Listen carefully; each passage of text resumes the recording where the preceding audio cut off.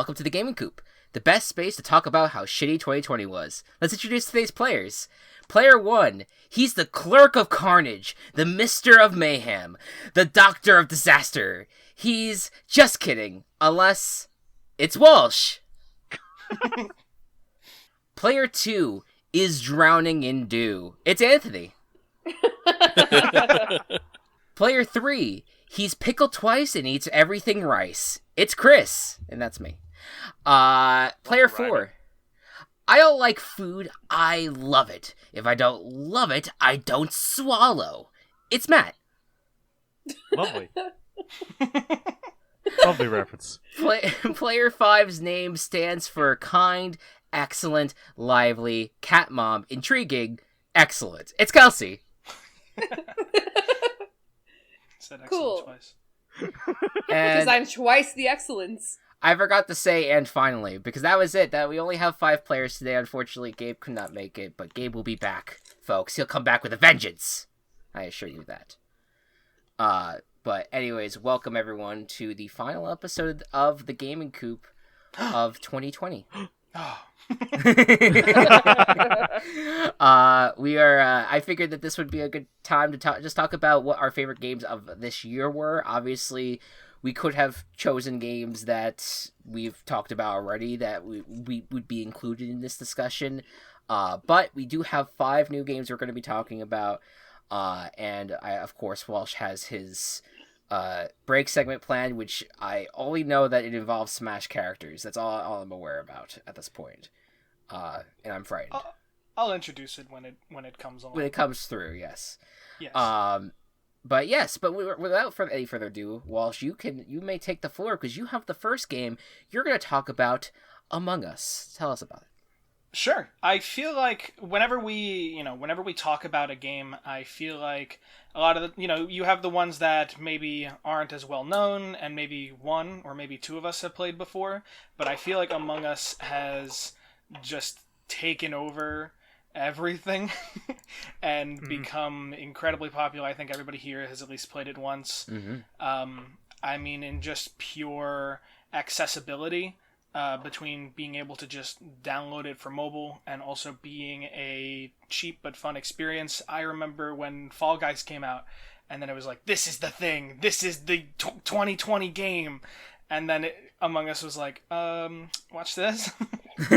even though I do believe it was out before that, but it just blew up, and it rightfully so.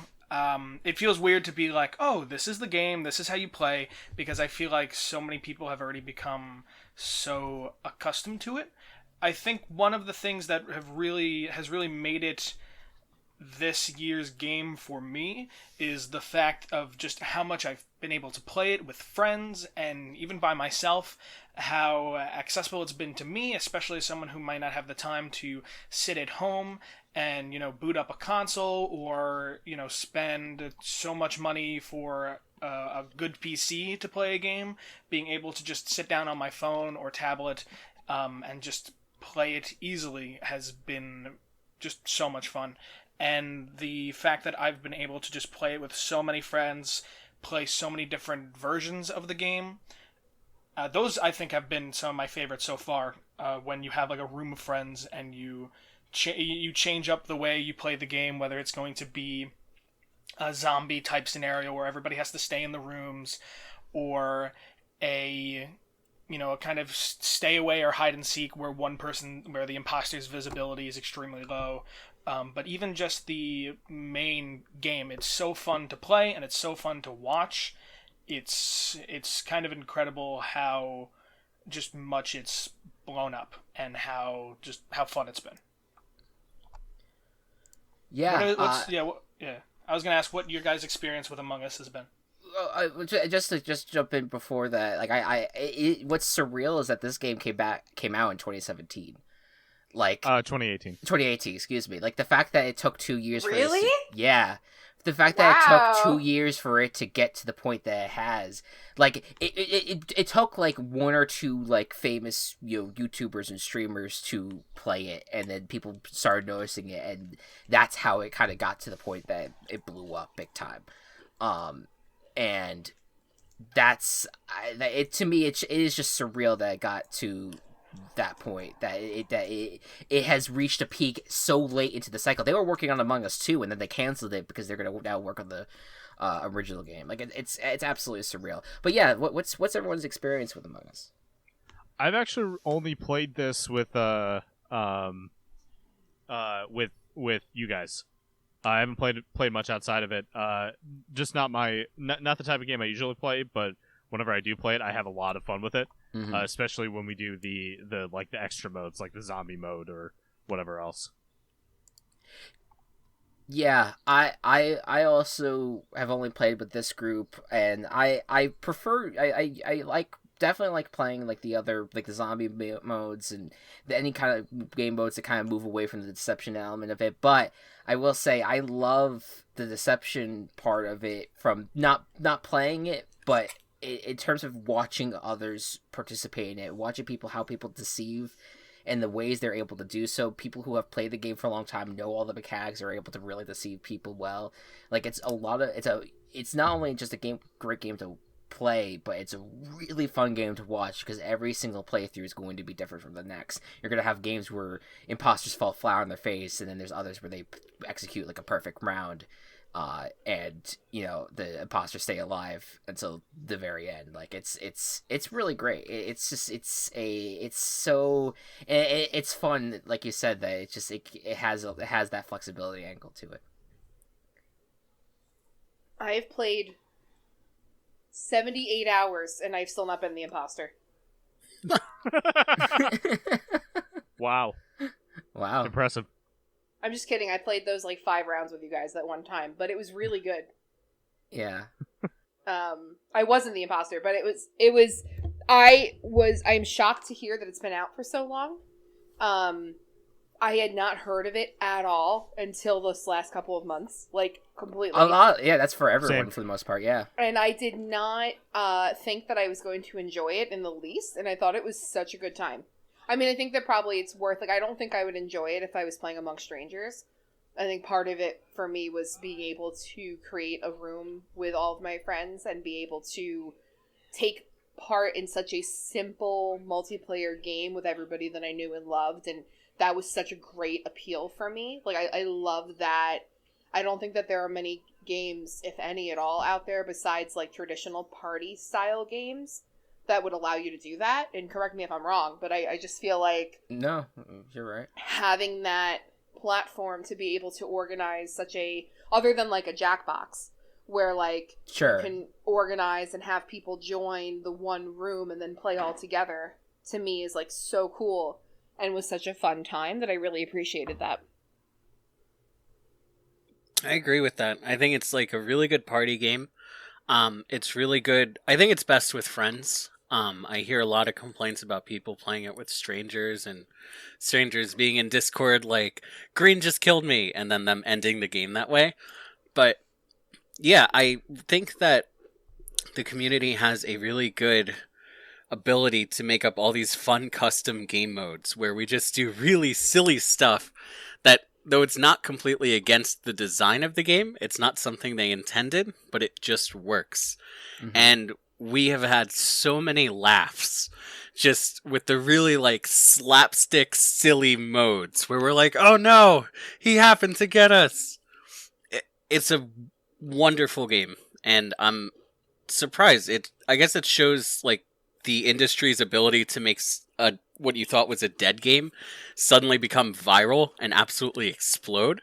And I think that they're handling the success of it very well. Yeah. I can't wait for that to happen with Anthem. Yeah. And to just add on to that, like, and the Game Awards is, like, people can hold the Game Awards in whatever kind of regard they want, but the Game Awards have become, like, kind of like the premier game award show, and, like, winning that people get a lot of eyes on your game for winning those prizes. It won 2 awards, like, for a 2018 game to win best mobile game and then to win, what was it, like, best multiplayer experience or something like that. Like, it's just and like and then you watch their acceptance speech and like they're both all of them are trying hard not to like break down on like while giving the speech, and they're like these young developers, and it makes you very like emotional, or at least it made me emotional like listening to their speech, because like my god, like these guys worked their tail off to make this game possible, moved on to another game, or at least a sequel of the game, because the first one just, gained like a little bit of traction, but really was not super popular. But then to see the success of the game finally come to fruition after 2 years, and it's becoming a huge Twitch, game that people love watching, and also just a game that anyone can pick up and play. Like it's a surreal thing. Now, I may be putting my own ignorance or ineptitude on blast with this. When you say the Game Awards is the premiere or leading whatever, I thought that when you said the Game Awards, I thought you were referring to just generally like the awards that happen for games. No, all of them. They're uncreative with their names, so they're just called the Game Awards. Yes, yeah, pretty much. So it's like the Academy Awards of gaming. No, the movie awards. Yeah, right, exactly. Right. I just got so confused. You can't do that to me. I was like, I'm sorry. No, I'm just extremely gullible, and I'll be like, oh yeah. Like I just won't. But yeah, I won't the movie disagree with you at all. awards that everyone knows Okay. about. Yeah, it's basically become like the Oscars of Game Awards. Although, but it's only become that just because, the guy who runs it, like Jeff Keighley, like he came from the Game Awards that were airing on Spike. Back in the day, before Spike like ceased to exist as a TV channel. What happened to Spike? I don't know. I mean, maybe Spike is still around, but they ceased the Game Awards at least of Spike. Clearly, our podcast is not sponsored by Spike. Yeah, sorry. I'm really disappointed to lose a Spike sponsorship here. But like I know that they had.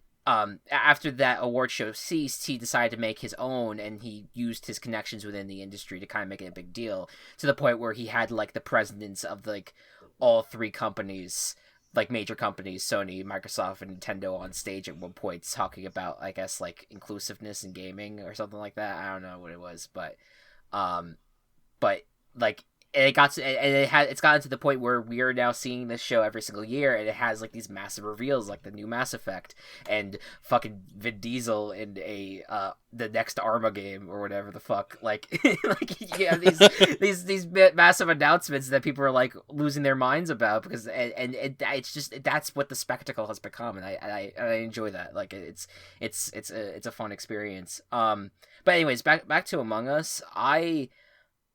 But my big thing with Among Us is that I am, and you all have experienced this, I am a terrible person to play with in deception games, just because I get very ragey real quick. But I think that Among Us gives you the outlet to kind of be very silly with it, and I want to, next time we try to play it, I want to be as silly as possible with it, and like I think that I think that what helps is that the game itself doesn't even take itself too seriously either. Like with the aesthetic of the game, the fact that they're all just beans walking around, the fact that the developers have come out and said that their anatomy is literally the one bone that you see sticking out of them. Like it's just like I want to be like, the game makes me angry, I want to go away from it, but you can't say no to these little bean guys. Like they're the best, and it's just I appreciate what they've brought to the table, to the gaming world. But any other thoughts on Among Us? There are two kinds of Among Us fan art. The hyper-realistic astronauts with, like, making it like sci-fi horror, and then little itty-bitty cute beans. Yes. I wanted to ask you guys, because I found a weird phenomenon, at least talking to a couple people, where people's favorite colors aren't necessarily the colors that they like to play in Among Us. And I was curious what color or colors, maybe first choice, second choice, you guys like to play in Among Us. I just usually go with my favorite color in Cyan.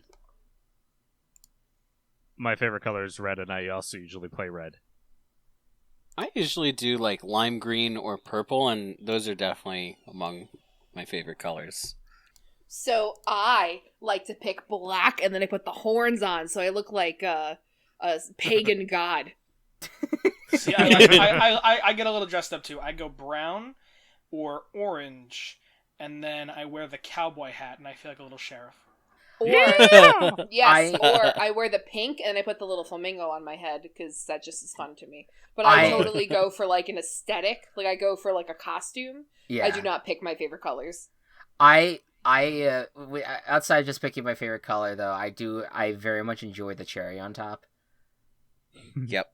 And I think I might spend some of my Steam money potentially on the pet where like it's literally just a mini version of you that follows you around. I really want it.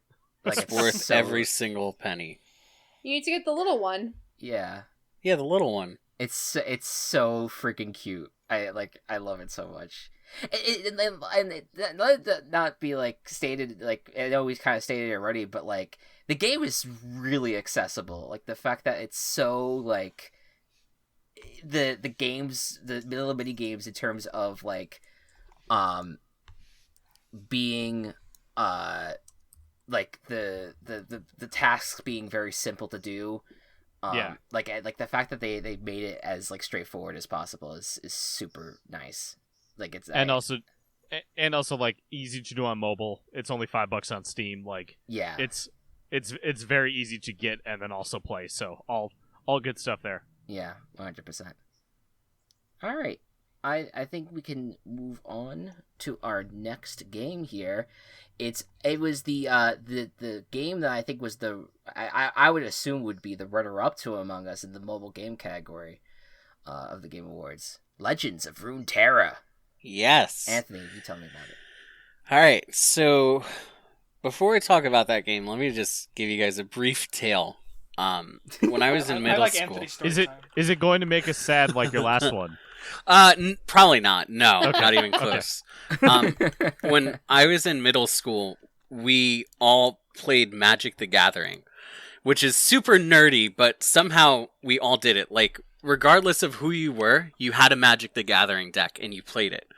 And then the one day when my family dog got hit by that truck, the Magic the Gathering truck. And I had a deck that I was really proud of. And then when I came to Hofstra, I met other Magic the Gathering players, and I got fucking, like, wiped across the floor. Like, and I'll never forget what this guy said to me. He said, "Oh yeah, that's my $300 deck, so I'm not surprised that you lost." And what I learned is that these card games that I've loved as a hobby for a really long time actually aren't all that accessible or friendly, and that people can spend copious amounts of money on decks that are competitively advantageous, and that if you don't spend hundreds of dollars every expansion, you're at a significant disadvantage.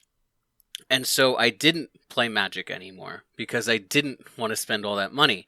And I couldn't play Hearthstone because I knew that the absolute backbone of Hearthstone was gambling.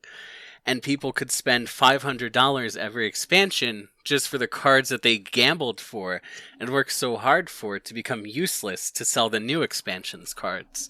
So I ended up in a space where a hobby that I had, I couldn't enjoy anymore. And then I heard that Riot, who makes League of Legends, was making a card game. And I have certain things that I don't like about Riot. So when I heard that, I'm like, oh, okay. Sure, I'm never going to play that either. But then one of my friends got me into it. And their whole thing is that you literally cannot gamble for cards. If you choose to pay for cards, you choose exactly what cards you're going to get. And not only that, but they don't invalidate your cards to sell you new ones. The whole game has this rolling meta, which is like how people usually play the game, that develops and builds on itself, and nothing becomes irrelevant forever. New fun things just get added into the mix.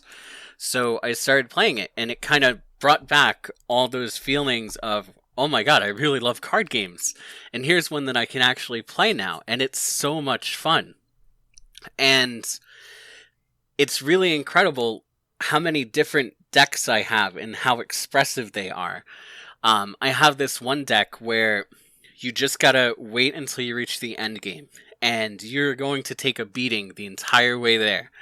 But once you hit round 10, you summon this dragon, and it's this celestial dragon literally made of stars that creates more star stuff. And as soon as round 11 hits, you start summoning all these overpowered celestial beings. Literally, as the card describes it, the skies descend.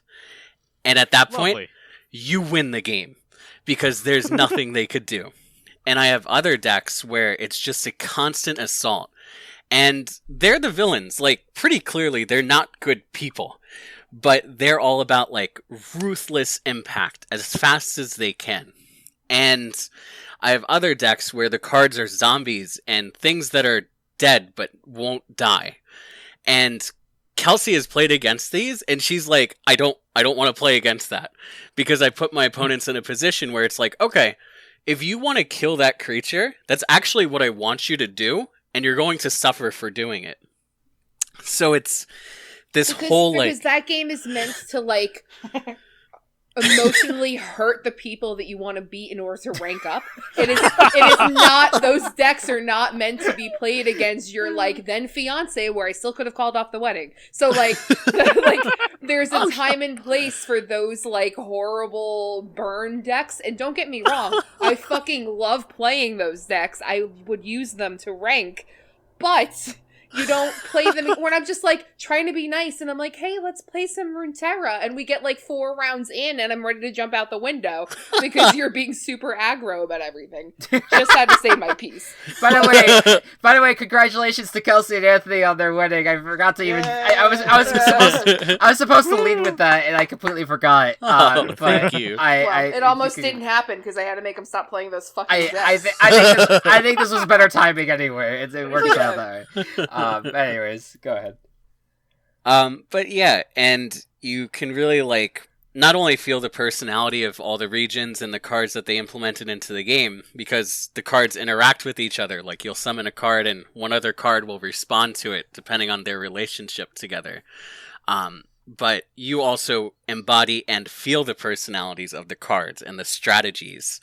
And it's just a really wonderful experience that I'm glad that I can experience again, because most of the time when we talk about free-to-play games in this day and age, especially free-to-play games with microtransactions, it's really horrible stuff.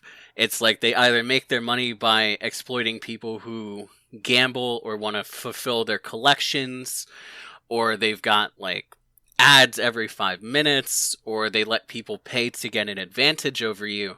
And this is one game where they're just so generous, and they really let you enjoy everything that they have to offer. And that's a nice change of pace. So I personally nominate that as my game of the year, not only because the game itself is so much fun, not only because of the build diversity, and the character, and the art, and the music, which are all top-notch, but also because it occupies a very unique space on the card game monetization that I think, as it builds momentum and as it steals players from other card games, that it's going to change the industry for the better. I'm very happy about that. I'm not a card game player. Like, I played Yu-Gi-Oh when I was young. That was my, like, card game that I got into. And I collect Pokemon cards now. I don't really play the game, but I like collecting the cards. And all the, like, the Hearthstone and whatever else card games were, everything's a random draw. What you get just seems so bullshit to me. So hearing that a game exists and made by a company who totally could just do the same model that everyone else is, but are choosing not to, is a nice surprise to me. Good, yeah, I agree. Like, in Hearthstone, their defense mechanism is like, well, if you get 30 cards that you don't like, you can destroy them and then pick up those little fragments and make a card that you do want. I don't know if that's actually the count, but they have a system that's just like that. And I'm like, why do you have to destroy cards that you don't want right now to get cards that you do want when you're gambling for them? Exactly. It's all microtransactions, and it's shitty business practice by Blizzard. Yeah, I played it. You guys got me into it a bit. I like the game. It's not for me. But I could totally see why people enjoy it. And I think what is cool is like I think that it isn't terribly hard to learn. And I think that there's sometimes where things get rather complicated with other kind of card games where there's like certain mechanics that you have to kind of understand when like executing things, but I felt like Runeterra was rather easy to learn. I if you enjoy like that turn-based, like, and building a deck and then presenting it to someone, or presenting or going up against someone, I should say, and like seeing how well you do with it, like I think you could probably log hours and hours on end on it. So I commend them for creating like a really cool experience, especially with a using kind of like the League of Legends kind of like aura around it as well to kind of help even bring it up further. Yeah, and it's like they don't really use their connection to League as a crutch. They've developed plenty of things on their own, and they've even like taken League characters and further developed them in their own way. And people are like, "Oh my god, I wish that character was actually like that in League of Legends. Why aren't they like that?" And it's really funny to see that kind of like disconnect. Yeah, 100%. Like the fact that they're distancing themselves away from, they kind of are building like their own lore and their own environment. Like, and you'd be curious, like, if I'm not too familiar with like the fan base of Runeterra. I don't know how popular the game is, but I'd be curious if like they'd consider like bringing over some of like the interesting like story or character elements and bringing it into the main game. I don't know. Yeah, I mean, it's tough to say because I think that League of Legends has like a very specific crafted appeal. Like you can tell over time that they've kind of been shifting the way that the game is to appeal to certain demographics. For instance, they recently had a K-pop event where a new and upcoming character talked to their K-pop fans and like confided in them, and people are like, what does this have to do with League? But Runeterra, while it did also have a K-pop event, it didn't lean in as hard. So I feel like the games come from the same company, but are kind of meant for different people. Sure. So I feel like maybe things won't move over so easily from the card game back to the main game, which has a more wide appeal. Fair enough. Yeah, and if I can, like, I just want to say two things about it, too. So, one, just to mark on, like, how, like, say, maybe popular it is or how well received it is, it has nearly, like, 5 stars out of over 38,000 reviews on the App Store, on the Apple App Store, okay. Which I think is pretty remarkable as far as being, like, a game that is beloved. Like, has so few ratings that are not 5 stars from the people who play it. That I think that's like a pretty good showing. I don't know how popular it is. I mean, it only sits at, right now it's number 127 on the top charts. I think the highest I ever saw it, I think when it was originally first out and people were first downloading it, I think it might have reached 15 from what I remember, but I don't know for sure. Don't quote me on it. Sure. But as having been somebody who's played both League of Legends and Legends of Runeterra, League of Legends does not capture my attention like Runeterra does. I thoroughly enjoy Runeterra, and it actually made me realize that I really enjoy card games and turn-based card games. Yeah. And one of my favorite parts of Legends of Runeterra is not where you make your own decks and face off. They have something called labs, where it changes every, I think, week or every 2 weeks. Mm-hmm. And you enter the game where you are given a random deck, either completely random, or it'll be some sort of, like, thematic thing that's happening where you get to choose between, like, maybe 6 predetermined decks, but even so, you rarely know exactly what the cards are that you're receiving, and then you have to use that deck to face off against somebody, so it really takes into account what your skills are as a player and what you know about the game and the types of cards that you're interacting with. because then you're just facing off with something that's some random cards that have been given to you. You don't get to hide behind being lucky enough to have been able to build a powerhouse deck. Right. Or a real dirty deck or a real aggro deck. So personally, when I play Anthony, I prefer to play labs because I tend to win more when we play labs, and it's just a matter of receiving random cards and having to defend yourself with them. And you're welcome to challenge me on that, Anthony, but I tend to find that I do win quite often with the labs rounds, and being able to just work off of a random assortment that's handed to you, which is what I like, how I like to play it. I like having a very even field. Though I have also been known to build some really dirty decks and have gotten away with them. And Anthony's like, you can't play that anymore. We've done that to each other. He's also told me that I can't play certain decks. So, but it's very among, like when Matt was talking about Among Us, and he was saying that, or Walsh rather, was saying, that he liked the fact that you had the ability to just take out your tablet and play the game and didn't have to dedicate a large chunk of time or patience or machinery to playing the game, and just having an outlet and something fun that you could play and interactive. I totally feel the same way about Legends of Runeterra. I am not a big PC gamer. I am horribly picky about what I play, even on consoles. And to me, it is a nice neutral game that if I just want to blow 20 minutes of steam, like just at the end of my day or before I go to bed, if I just want to mindlessly play something that's critical thinking and decision making and just something that's not the real world that I can just mellow out to right before bed, it is like the perfect game, in my opinion, for that. And you can just play by yourself too. You don't have to play with anybody else. They'll set you up with an AI. But I just think that it is such a fun game, especially when you can really get into like the different regions and card types like you would in Magic the Gathering. Like, it's just, I appreciate it as a game for sure.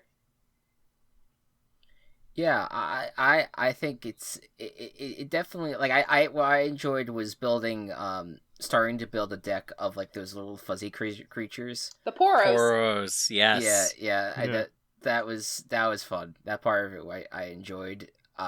Yeah, like I said, the gameplay itself is not like up my alley, but it definitely seems like a game that at first it changed my opinion completely of like the card video game genre, I guess, if you want to put it, like turn-based card games as a video game, like because I was like, oh, like I don't know, like it's just kind of because like to me, like Runeterra actually seems like a lot of fun, and I thought like, oh, okay, so other cards or games are probably like this. And like you said, Magic the Gathering is fun, and like Hearthstone and like those games are fun for people, but I think that Runeterra just has like this.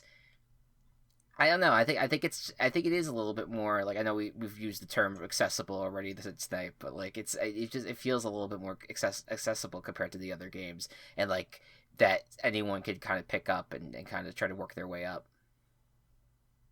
And I know that we've been dedicating a lot of time to the segment, but I do just want to add this one little detail to help illustrate it. Chris, you talked about your Poro deck. Let me just explain what that is like. So Poros are these cute little creatures. They're probably about like hamburger sized to backpack sized, and they're white and fluffy. And each Poro has like its own little ability. So like one Poro is like really beefy and has this big hammer, and it has Overwhelm, which means it does extra damage to the player. Others are firing themselves out of a cannon, which mean they can't be blocked. They're elusive. And others have like a helmet that they stole from an actual soldier, so they're tough. They take less damage. And the backbone of a Poro deck is a card called Heart of the Fluff.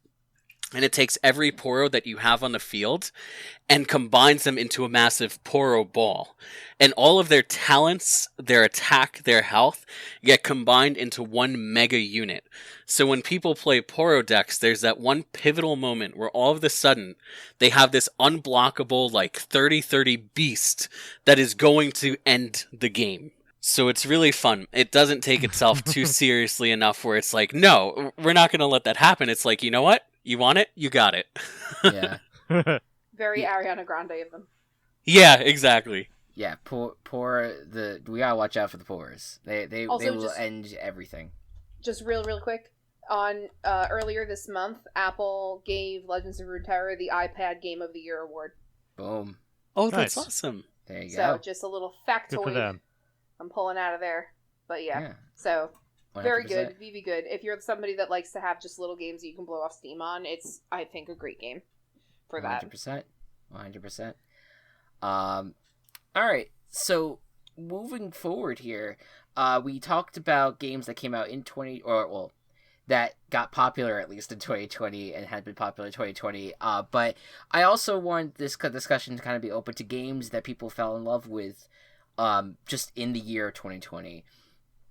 And the game that I'll be talking about tonight, is, or for this episode, because it could be day where you are, is a game that has been praised by many, but I just never got super into it and invested in it to realize how truly amazing it is. So Super Mario Odyssey came out in 2017, if I'm correct about that. 2017? Does that sound familiar to people? 2017 is when it came out. Yes. It came out in 2017. It was it was not a launch title, but it came out basically like 6 months later. So essentially, I picked up the game and I played a little bit of it, and I was like, okay, it's fun. Wasn't super invested in it. Kind of wanted to get through the story. I was playing through it actually on my YouTube channel. I think it was my first experience with it, and then I stopped playing it after a little bit. But then I picked it up again and finished it with Walsh. Walsh was my little cap buddy, for the co-op mode, and we finished it as a co-op group. And I enjoyed the game and I enjoyed the ending, but wasn't as super invested into it as much as I would have expected. That changed back this October when I picked it up, because I was really I want to play a 3D platformer that is like a collectathon. And I know, because I've played Battle for Bikini Bottom earlier in the year. I was playing games like Psychonauts and Hat in Time and in recent, within the last year, and I was like, I need another 3D platformer that could scratch that itch. So I picked up Odyssey, and it's become my top 5 game of all time in my view, because it just Yes. There is so much attention to detail in the game that every single nook and cranny that you explore, you will find something, whether it's a moon or just an activity or just a character or whatever it may be. There's so much life to the game. And the main mechanic where you get to turn into you could throw your hat and you could turn into the object is so well executed, because I think that you could see where players, or you could see where Nintendo probably could have gone wrong with it and not had done a good job to have enemies kind of have similar abilities, but it really was never like that. Every single enemy had a specific thing that it could do that progress you in a game and help you get certain achievements, and every single character was very well designed for you to kind of really get that feeling of okay, I'm trying something new at every portion of the game. The worlds are beautiful. I know that there were some people that felt like they wanted that people are longing for the days of Sunshine, where every single level is very similar to each other. They have a very similar, or like Sunshine's theme was very tropical. But I just loved having each world be so different from the other. I felt like it was a new game every single time you went to a new world. And there was something new to experience in every single one of those worlds. So I logged so many hours into it. I just banging my table. I'm getting so excited. I I got like so many hours into it. I got to 100% beating it within the month. Like I played it for a month and got to 100%, and it's just truly just a special experience from beginning to end. The soundtrack is great, and I don't think that it's gonna be hard for Nintendo to top it.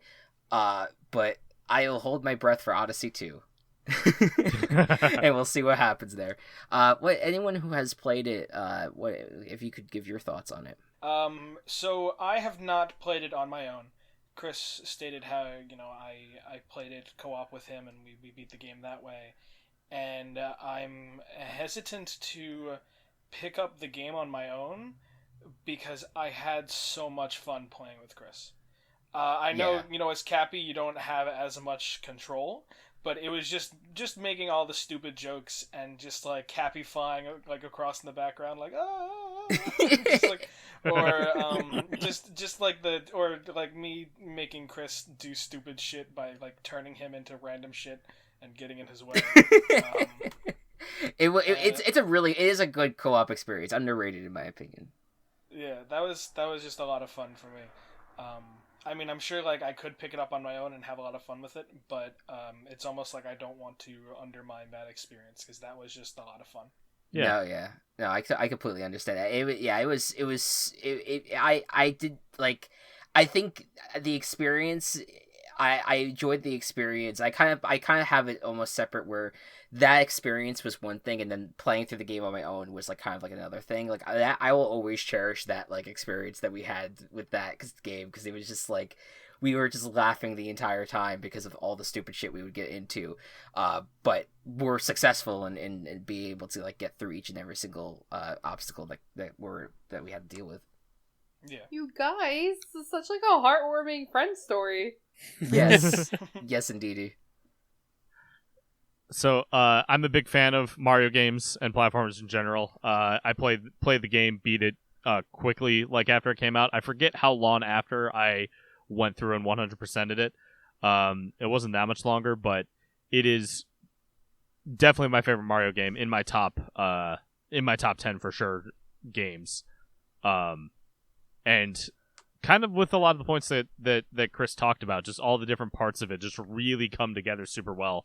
I like that it's kind of like choose how much you want of the game that you want to do. Do you want to get all these moons? Or do you just want to get enough to progress? It's your choice, and there's some fun challenges in there that aren't in a lot of other Mario games. That I really enjoyed doing. Maybe not the jump rope one, but I did it. And then, like my favorite part of I don't know if favorite part's the right word, but a lot of 3D Mario games lately have been ending with the like impossible level. Mm-hmm. And 3D Worlds is still, I think, the toughest that I've ever done. But Odysseys was fun. I agree that it definitely had it definitely was difficult, but it was I think it was really just like a culmination of everything that you have done in like one like fairly difficult, like, just trying to like figure out like exactly what to do at times over the course of it. But overall, I felt like there was parts of it that were rather straightforward. There's maybe like one or two points where it's just like, can you time the jump right, or like can you aim yourself perfectly when you're turned into a fork, like like that kind of thing. Like it's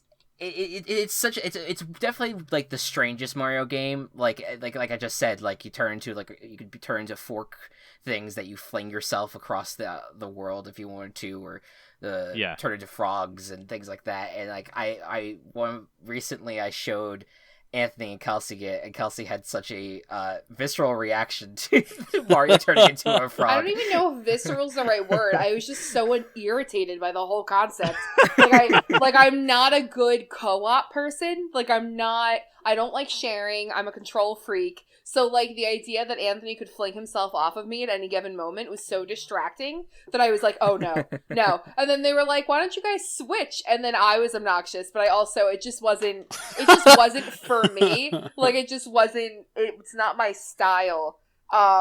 and I was so distracted by the idea that somebody was a part of my character and could do their own autonomous things that I was like, I couldn't handle it. I was such a bitch about it. I was like, I can't do this. You play, and I threw the controller. Well, even still, you didn't have to do it like co-op either. I just that was how I set you guys up. Yeah, like it's single player. It's mainly single player, but you can do it co-op mode as well. Glad I know that. Yeah, I was being annoying. I was the cap, so I'm like, ooh, I'm going to spin around over here, and I'm just going to do this. And you're like, Anthony, come back right now. I'm like, no! I was like, I was not a good person to have do that scenario, but... Yeah, I apologize if I didn't make that clear. I appreciate the game for what it is. No, it's fine. It's just, I'm also not a Mario game person. Yeah. Like, I think that I've only actually enjoyed playing maybe 2 Mario games. I'm not into it. I'm not a big Nintendo person. But if I had to guess, I think you liked Super Mario World, which was where you played this. You had Yoshi for the first time. Oh, I forgot about that one. All right, 3 games. Okay, never mind. It was that one. It was Superstar Saga. Yes, that's fun. The Yoshi one, and then I am throwing in the one that we play with Matt and Skylar. The Super Mario Party. Mario Party game. Yeah. Super Mario Party. Like, so those I mean, I like Mario Kart kind of, I guess. But not like where I would never play it by myself. I would only play it if that was like what we were playing at a party or something. 100%. Someone, I heard someone. That was me. There you go. I just wanted to add, I haven't played it all that much. I got past the first boss, and I'm like, all right, I'm good for now. And then I never picked it up, and that's happened twice now. But what is absolutely undeniable is that it has like that shiny metallic Nintendo quality to it. Like, that game is polished extremely well. Like, everything that I've interacted with in that game works. And they know how people play games and like to play games, and they do it. And the quality and craftsmanship is just unmistakable. And also, my favorite part was playing as a T-Rex. That was really cool. Yeah. I heard someone, I forget, I think I was watching a stream and someone was just like, yeah, you only play as like the T-Rex like once, and I'm like, oh buddy, you didn't go deep into the game, my friend. There's like nooks and crannies where you can just find the T-Rex again and again and again, because that's what's so insane about the game, is that there's so many layers. You could go back to the world and you will see more things. You can see more moves that you can collect. There's more rooms that unlock as you progress further into the game, that you could go back to the world and be like, oh shit, there's all these things that I could do still and collect more moons. And a frequent criticism of the game too is people felt like oh, well, it feels like getting a moon doesn't feel very special. Like, I feel like a Galaxy and Sunshine, like, in 64, like, you would get the star and be like, oh my god, I got the star. Like, this is, they would do, like, a little dance and everything. But I'm like, I don't know. I think at the end of the day, it's a different style. It's definitely a different style of game. Yeah, they serve a different purpose. Where in other when you have stars or shine sprites, it's like, oh, you beat the level, you get the moon, or you get the star. Where moons, it's more like you do a small task, and I think that works better in this style of game. 100%. I think about Mario. I'll compare it to Mario 64, and I am. Despite loving Mario and loving Mario 3D platforms in particular, I have a hate-hate relationship with Mario 64. Okay. It's not that fun to me. The camera sucks. It doesn't like that's probably the biggest complaint, but it doesn't feel good to control like other games do. Sunshine is a train wreck, but at least the controls are satisfying. Yeah. So, like, with the more open world sandbox type levels, which Odyssey definitely like strived to be more like Galaxy and not Galaxy, more like 64 and Sunshine, having little things to do all throughout the world, I think made things better. Rather than you go in for this one specific star and then once you collect that star, you're booted out. Like, you were in the world until you left it. It wasn't like, oh, I gotta jump out and jump back in again. Like, the pace just felt so much better because you could get something and then go on to the next thing right away. That's how I feel about it, and I compare it to. I know people talk about Banjo-Kazooie was like that. I desperately want to play that game if I can figure out how. Battle's that way. Jack and Daxter's that way. Yeah, Battle as in SpongeBob, right? The SpongeBob Battle for Bikini Yes. Bottom. Yeah. Yeah. Like those games, like that's. I don't. It's not that I completely despise like the one and done mechanic, I guess I'm gonna call it. Like Hat in Time, I think does it very well. And I would say like, and I haven't really, I don't love those games, but Sunshine does it well, and Galaxy does it well. Like there's games that do it well, but there is just that feeling that like I just want to keep going. You know, I want to stop and go back to the base, and I want to keep on existing in this environment, keep on existing in this world, and I like that Odyssey provides that outlet. What's your favorite kingdom? Hearts. God damn it. The Luncheon Kingdom is probably like the easiest one to be like, to put for me just because I'm a foodie, but I like aesthetically I love it. But I think my favorite level in terms of things to do is New Donk City, because of course, yeah, it's just they really went all out on giving people the nostalgia kick, and I don't have as much as nostalgia as like an older Nintendo fan that has like played like the old school like Donkey Kong games and the older Mario games, but it still was so much fun to see like the night when like at the end of New Donk City where you're playing as we're 2D Mario, you're playing through a Donkey Kong level essentially, and while you're hearing Jumpman in the background, or Jump Up Superstar. Jump it's me, Superstar. I'm the Jumpman. Yeah, I'm the Jumpman. But yeah, like it's just, and there's so many different things. There's so many buildings that open up that have their own little worlds in them. I love it. What about you? Oh, New Donk City for sure. Although Yeah. my favorite soundtrack in the game, Wooded Kingdom. Yeah, there's a lot.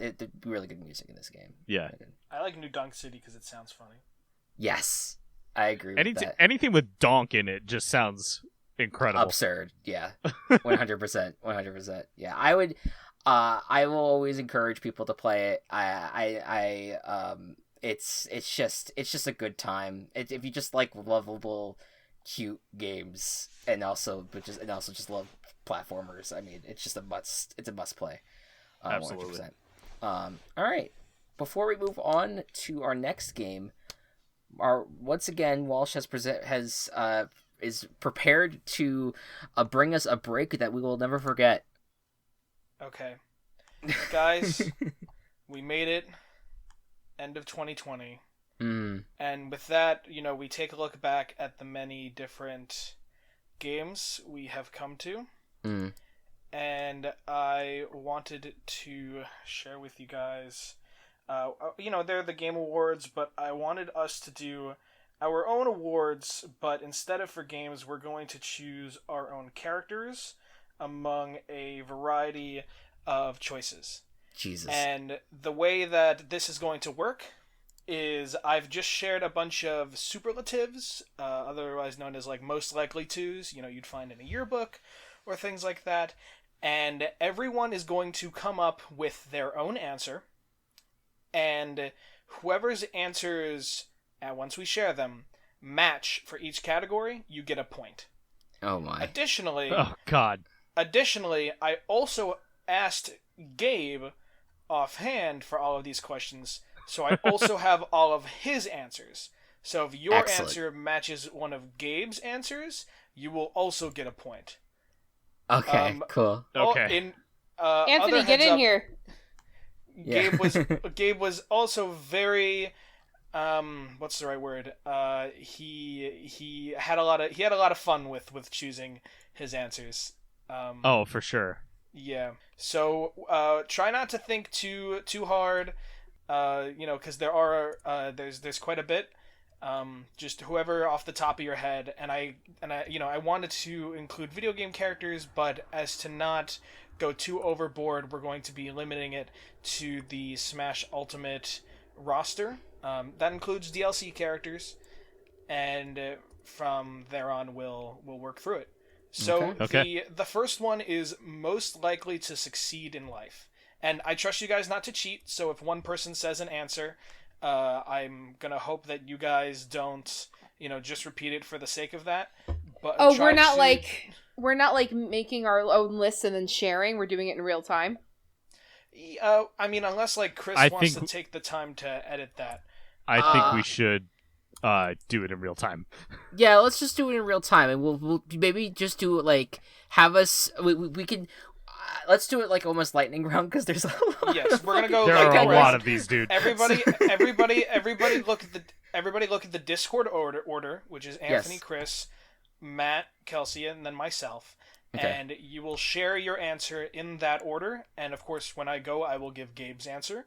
And everybody keep track of their own points. Write it down if you have to. Okay. And we will keep going. So Okay. the first one is most likely to succeed in life. Okay. All right. Dr. Mario. I legit was gonna. I'm not trying to bandwagon. I was also gonna say Dr. Mario. Can I just observe and not play? Because I'm very intimidated by this and I don't understand. And I don't like. Sure. I'm Sure, not. If I there's don't know if the there's Smash a round people. you want if there's a round you want to jump in on, you let me know. I also shared a link to a bunch of the Smash roster. I believe Matt did as well. But of course, any any Nintendo character really is going to be in there. Yeah. So with that, Matt, what came to your mind? I was going to say Isabelle. Okay. Gabe put Robin, so that's a point for Chris and a point for Anthony. Oh, yeah. Were you going to say anything? Or are you not playing either? No, I'm not going to play. Okay. There are some of these where I felt like if you guys say one and I'm like, that's definitely what I had in mind when I thought of it. Most likely, some of these I did not immediately think of one, but I probably could if I was put on the spot. But if there's one that I really thought of, I will let you know. All right, So, let's get through the first these. one. Biggest flirt. Okay, I'm going to have to say... this is a tough one, actually. I'm going to say Peach. I'm gonna say Jigglypuff. Y'all, Bayonetta's right there. I forgot about that. And Gabe put Sephiroth. I would have put Bayonetta. All right, 0 points across. Yep. All right, next one. Class Clown. Class Clown, I'm going to say Villager. Fuck. Kirby.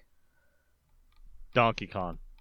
When did Gabe change this? I thought he put Pac-Man, but he put down Sephiroth again. God Is damn everything Sephiroth? No. Okay. The word I was looking for, he was very indulgent when choosing. Indulgent, okay. Yeah. All right. Yeah, I got cutest couple. Cutest couple. Oh, God. This is a tough one. I'm going to say Samus and Ridley. Oh, I was not gonna choose two characters here. I was actually, I don't know this origins of Ice Climbers, but I want to say that even if they are related, they are like just the cutest pair. Do you guys know the Instagram page Siblings Are Dating? Yes. So Oh, no. this is a siblings are dating moment. Yes, 100%. Oh, God.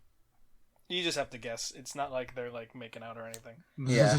I don't know. Pin Palutena. Okay. Gabe had put Fox and Wolf. I should have played to that just to get the points. Because I I know things about Gabe. I personally had also thought of Ice Climbers. All right. Life of the party. Duck Hunt. I would say. Oh God, I'm so sorry. I should have been looking at this ahead of time. I'm gonna say Jigglypuff again. I'll go with Sonic. Gabe had put Incineroar. Most athletic. Jesus Christ. This one's so easy. It is Captain Falcon. I was gonna go Fox. I was gonna go Wii Fit Trainer. Oh, duh. Fucking duh. Gabe put Incineroar, and then in parentheses, if you put Wii Fit, you're restricting yourself. Think big in all caps. Wow. My God, Gabe. Calling me out. You're not even on this episode. Alright, most unique. Probably Pac-Man. He looks like nobody else in the game. Fucking Steve. Come on. I was also going to say Steve. I think Gabe was around the same idea. He put Game & Watch. So Chris and I get a point. So Chris and you get a point. Best dressed. Best dressed. You got me here. You know what? I'm going to say that it is Byleth. This might be playing to Mr. Gabe's choosing here. I'm going Sephiroth here. I'm also going to try to get. I won't do this every time. I'm also going to try to get the Gabe pick and say Bayonetta.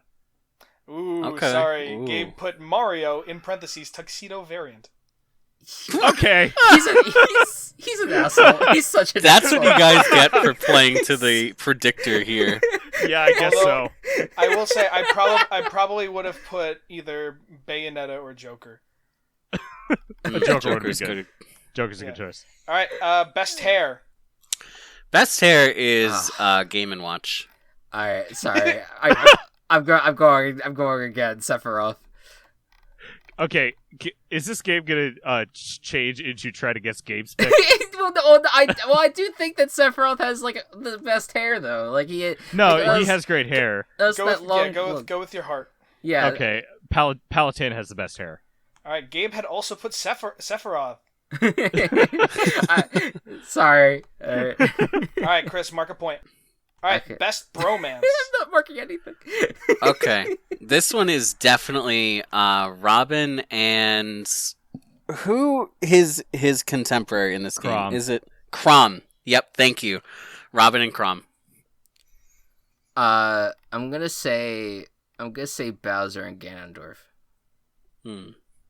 You know, even though one of them isn't technically a bro, I am going to say Banjo and Kazooie. Okay. I would have personally gone Daisy and Peach, but Gabe had put Sephiroth and Cloud.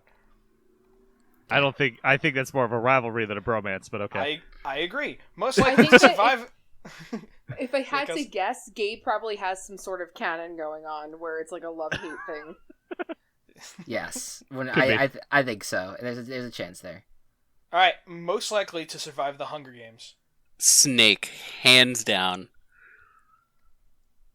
I love that Anthony keeps coming to the table with like declaring that there's only one right answer when it's like an opinion. But like every time he says it, he's like, "Easy, this is it." Easy. And everybody's like, that's how I feel when I pick my picks too. I'll do the obscure one. Give me Simon. Okay. I was also going to say Snake. Yeah. Gabe had put Daisy. Okay. I would have picked Samus, but I do think Snake is a very good choice. I like Daisy as a choice. That's a good one. Yeah. I feel like Daisy's a monster has not been unleashed yet. Best dancer. All right, I'm gonna bring this back to a previous game in the series, Luigi. If you guys remember his old Final Smash. Ah, yes. I do. Oh yeah, shit. I do remember that. I'll go Wii Fit Trainer because Wii Fit Trainer kind of looks like the Just Dance people. Joker has some smooth moves. I'm gonna do Joker. Gabe had put Young Link, and then in parentheses, in Majora's Mask, there is a mission for Young Link to teach a dance group a specific dance, and he does so. Although, I do think that the best answer is Rob. Okay. Okay, I can see that. Fair. That's fair. All right, most likely to never. We're not be even saved. halfway through these. Okay. Oh my god. All right. This is a tough one. I don't know who to pick for this one, so I'm going to go ahead and say Peach, because Mario has gone after her like 30 times now, and if he doesn't, Bowser's there. So. Okay. I'm gonna say Wario. Okay. I'm gonna play for the gay point and pick Fox. Ooh, I will give you half a point because he wrote Wolf, parentheses, stays with Fox. Okay, I knew he was gonna pick one of those two. Although we all know the correct answer is Ice Climbers. Most likely to talk your ear off. Oh, jeez. I'm gonna be funny and say Link. That's who Gabe's gonna fucking pick. It's Chris's turn. Oh shit. I keep on like thinking I have more time here. I feel like most likely to talk your ear off. Maybe Bayonetta. I don't know. I'll go Sonic with this one. Falco. Best shoulder to cry on. Okay. I'm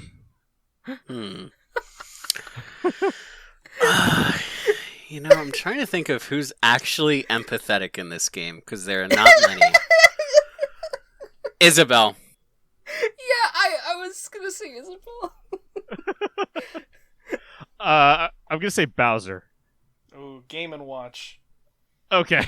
What? That literally makes no sense. He barely has shoulders. I said exactly that you would cut your face on his two-dimensional shoulders, and Gabe said yes. Oh god. Alright, biggest drama everything right now. king/queen.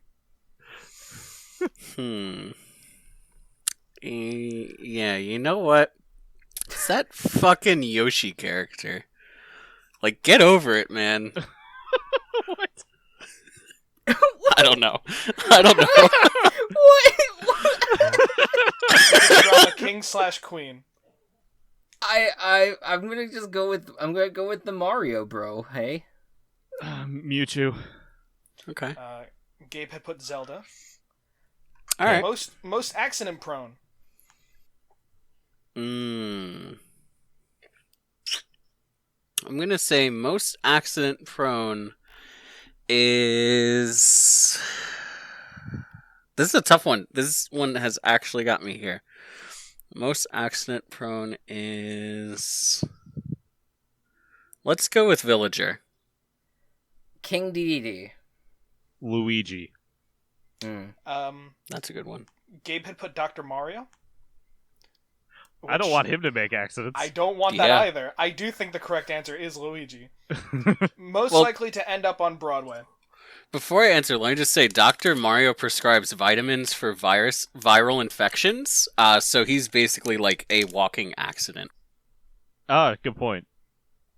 Most likely to end up on Broadway. Bayonetta, Yes. by far.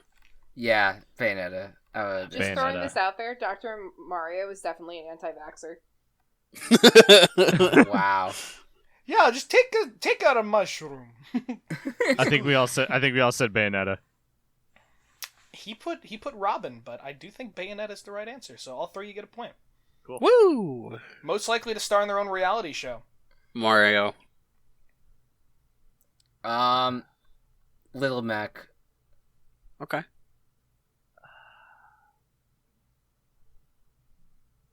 I didn't have anyone in mind before you two said your answers.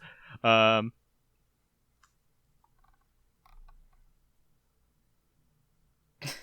gonna be weird and go Min Min and see if Gabe also was being weird. Ooh, he put Palutena. Okay, I can see that. Personally, I would have picked either Bayonetta or Isabel, as I would watch Okay. the shit out of those shows. Okay. It's true. All right, we are more than halfway done. Best person to share a deserted island with. Okay. So I'm of two minds here, but I'm going to say that it's Steve because, wow, they can build everything. I was gonna say Steve too. I was not going to say Steve. I was thinking either... I'm going to go with Toon Link. Since he starts off on an island. But it's not a deserted one. True. Gabe had put Bowser, and then, like, the snide, like, text face. Oh, okay. I see what he's... Oh, it's called. Oh, he showed up. I've now gotten a report in. It's called the Lenny face. Yeah. All right. No one heard that. So No one heard that. It's like he's here with us. Yeah, but we felt the presence all of a sudden. we now know it's Lenny face. All right. Most likely to win the lottery and lose the ticket. Luigi. That is just like a classic Luigi happenstance. Fuck. I'm gonna say. I don't know why I'm gonna say this, but I'm gonna just say Young Link. I'm gonna say Lucas because of how sad and terrible his life is. We've just gotten a word in that it makes sense once you hear Gabe's answer. Gabe put Wario. Gabe put Wario. Okay. Which I think is pretty fair. Yeah. Yeah, that's fine. Yeah. All right. I've been told to just look at WarioWare. Like Wario, where is it? Most likely to embarrass themselves in front of their crush.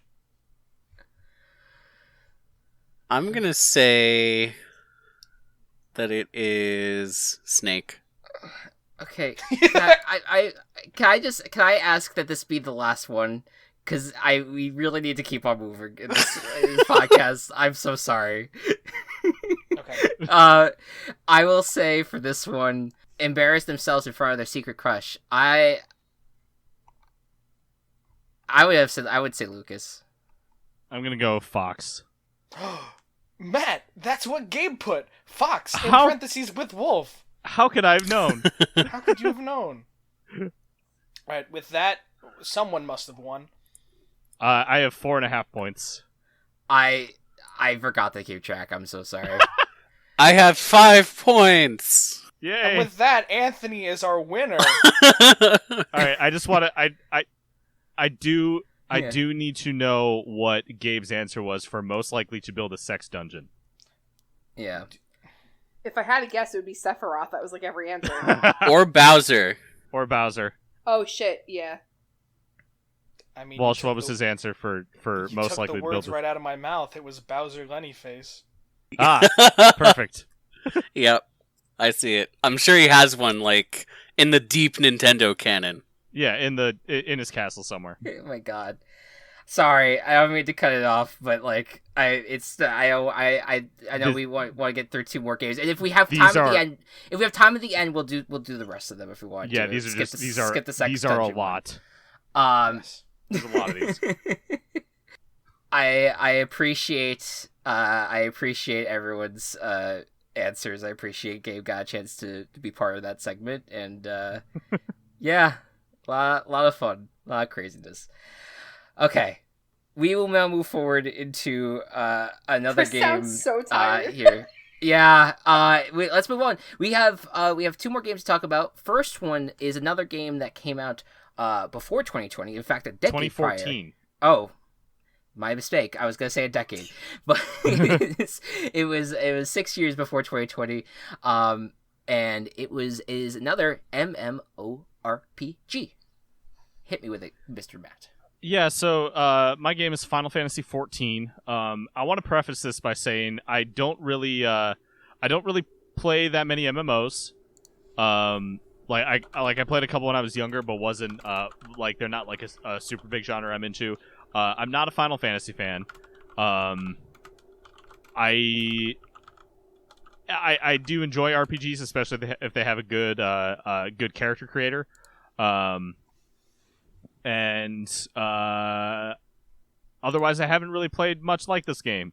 And through the last Gaming Coop episode of Anthony talking about WildStar, and then recommendations from our friends Mickey and Ace, I got into Final Fantasy XIV about a month ago. Anyone want to guess how many hours I have on it in a month? Let's say, I'm going to say 400. I don't think there even are that many hours in a month. I believe there is. I would guess there is that much hours in a month. I will not. Don't you hate it when you're like, dude, guess, and then like everybody times. overshoots it? So I'm gonna say you have put in 20 hours. I'm gonna say 100. I'm gonna say, are we playing by Price is Right rules? Sure. I'm gonna say 101.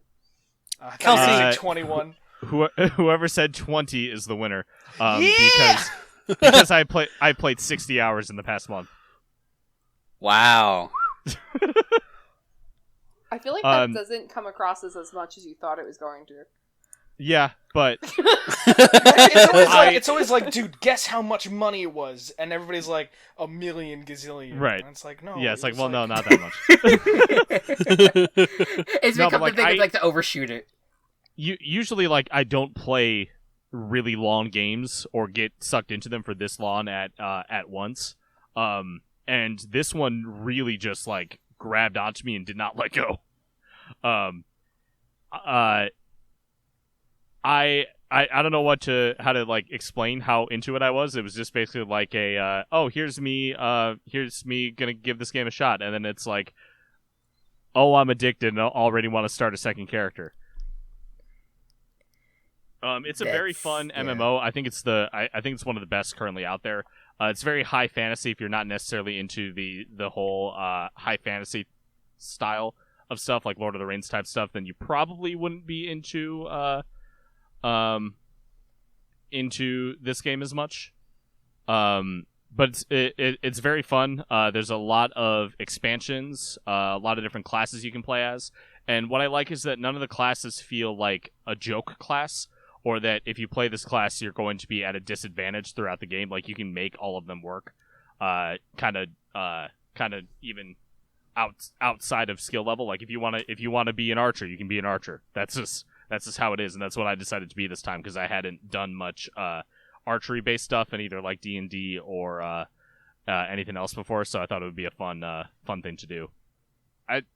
I'm not sure what else to like say about it other than say if a game like this is interesting to you, you should give it a shot, because they do have like some free trial stuff that can help you like get into the game and see if it's something for you.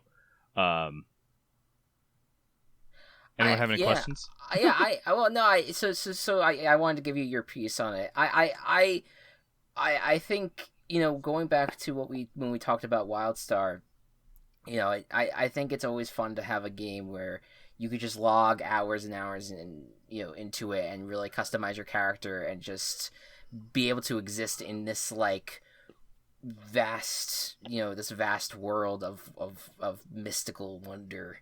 You know, it's just I don't know, like just being, it's like MMOs tend to be like those things where you get lost in, and I honestly feel like I haven't heard enough about Final Fantasy 14, at least recently, up until you and Mickey started talking about it a lot more. But I appreciate it for what it does for people, and I think I think it's a great escape mechanism for sure. But it also sounds like a great game as well.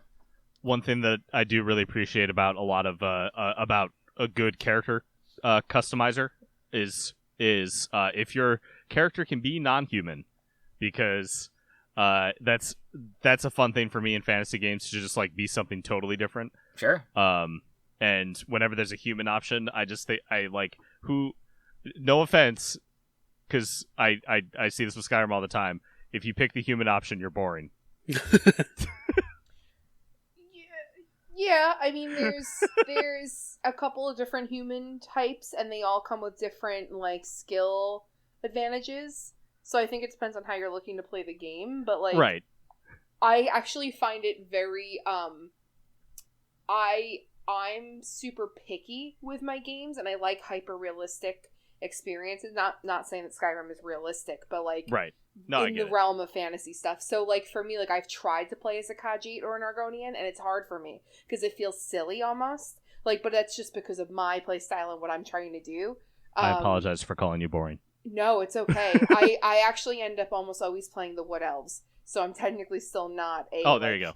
So it's humanoid, but they're elves, so it's not like I'm not like playing a fucking Breton. Like, what a square. So yeah, but I totally. The whole point is that it's all escape and fantasy, right? So like, yeah, or there are people who are desperately love the opportunity to be a different species or play, or not play, but live in that skin, in that world. So having that option available, I think, is such a great thing for those who want to partake and engage. So I think it's great. You looked very handsome, by the way, when I saw your Final Fantasy character. I play a Hrothgar, which is like a giant cat guy. Is that spelled Hroth? Yes. So a Beowulf reference. I like it. Yeah. I loved your character's design. Your costume, the clothes that you were wearing made you very flashy looking, and made you look like a Uncle Sam turned into a cat. I thought it was very regal. It was fancy. And then I further said that I believe this is what Uncle Sam would look like under a socialist society. Because it truly was just a spectacle. But yeah, no, the character customizations in the game seem really kick-ass. Yeah, so the different ones you can be, there's the humans, there's the elves, there's I guess their version of halflings. There's cat people, where it's people but they have cat ears and tail. There's basically orcs. There's dragon-like people where they're human but they have horns and scales and stuff. There's Viera, which are just basically tall humans with bunny ears, and then there's Hrothgar, which are large lion people. I dig it. Yeah.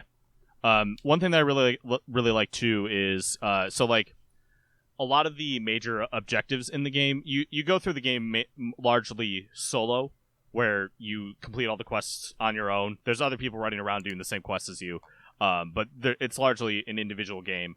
But every I guess major instance, either dungeon or boss fight, whatever it is, you get queued for a party, and a party will always have it starts off with being 2 DPS damage dealers, 1 tank and 1 healer, and then all of those double later on in the game, just to be a bigger party, usually a harder instance. So it's really balanced in terms of the people coming to the game and what role they fill, and lots of different roles for all the different subsets that you can play as. And I just want to add, this game is pretty well known in the gaming community for being one that kind of flopped on launch. And Square Enix took it back, and they're like, you know what? Hold on. They brought the game back, took it offline, and then worked to actually improve it, and then they relaunched it. As opposed to every other developer being like, you know what, just suffer through it while it's broken, or even just not fixing it. They actually did it. Sorry. Yeah. Something in my throat.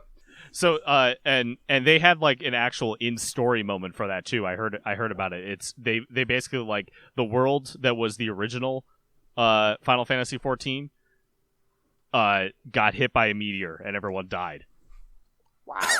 And that's how they ended the first iteration of the game.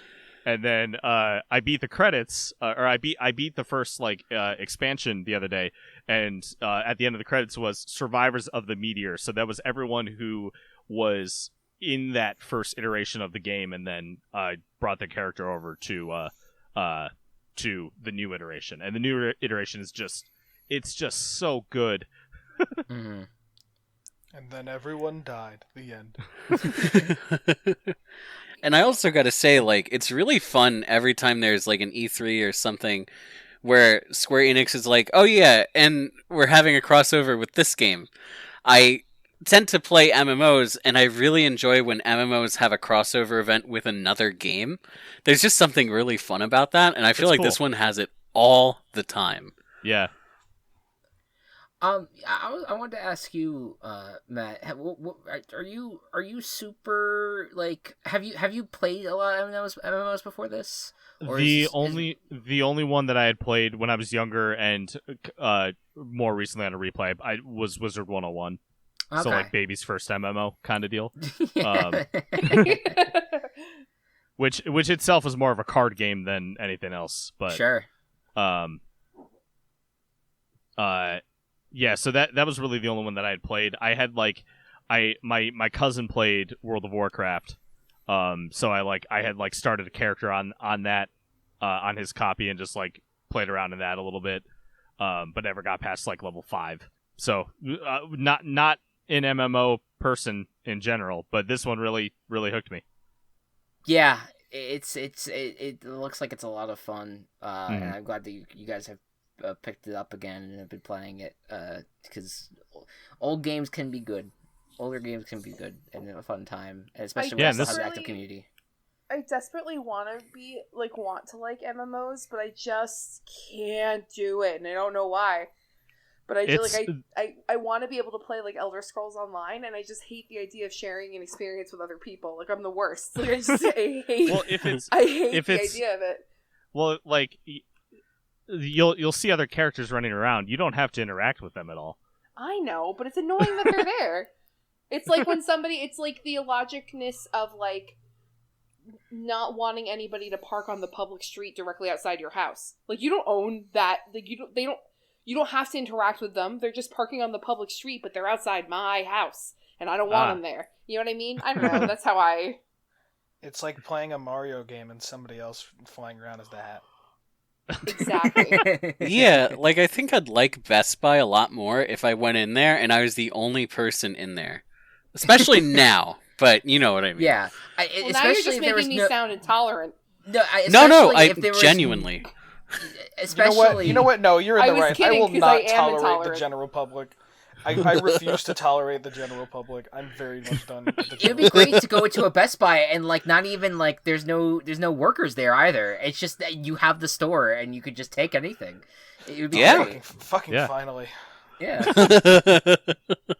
Finally, an affordable computer. Last thing I want to do, just because I do this whenever there's any sort of customization type of thing. Sure. Y'all have played D&D, so I know you know what these things are. Mm-hmm. But which of these jobs looks the most appealing to you? Just by name. Okay, Jobs? let's see. So these are all different classes. All different classes, yeah. Okay, I mean, Bard or Dancer probably I would enjoy the most. Just because performative. Stuff. Maybe Scholar. I don't know. Oh, this is cool. I know what I want. What's that? What are you thinking? Specifically, Tank Gunbreaker. Yep, I knew Yep. it. I freaking knew it. You're so predictable.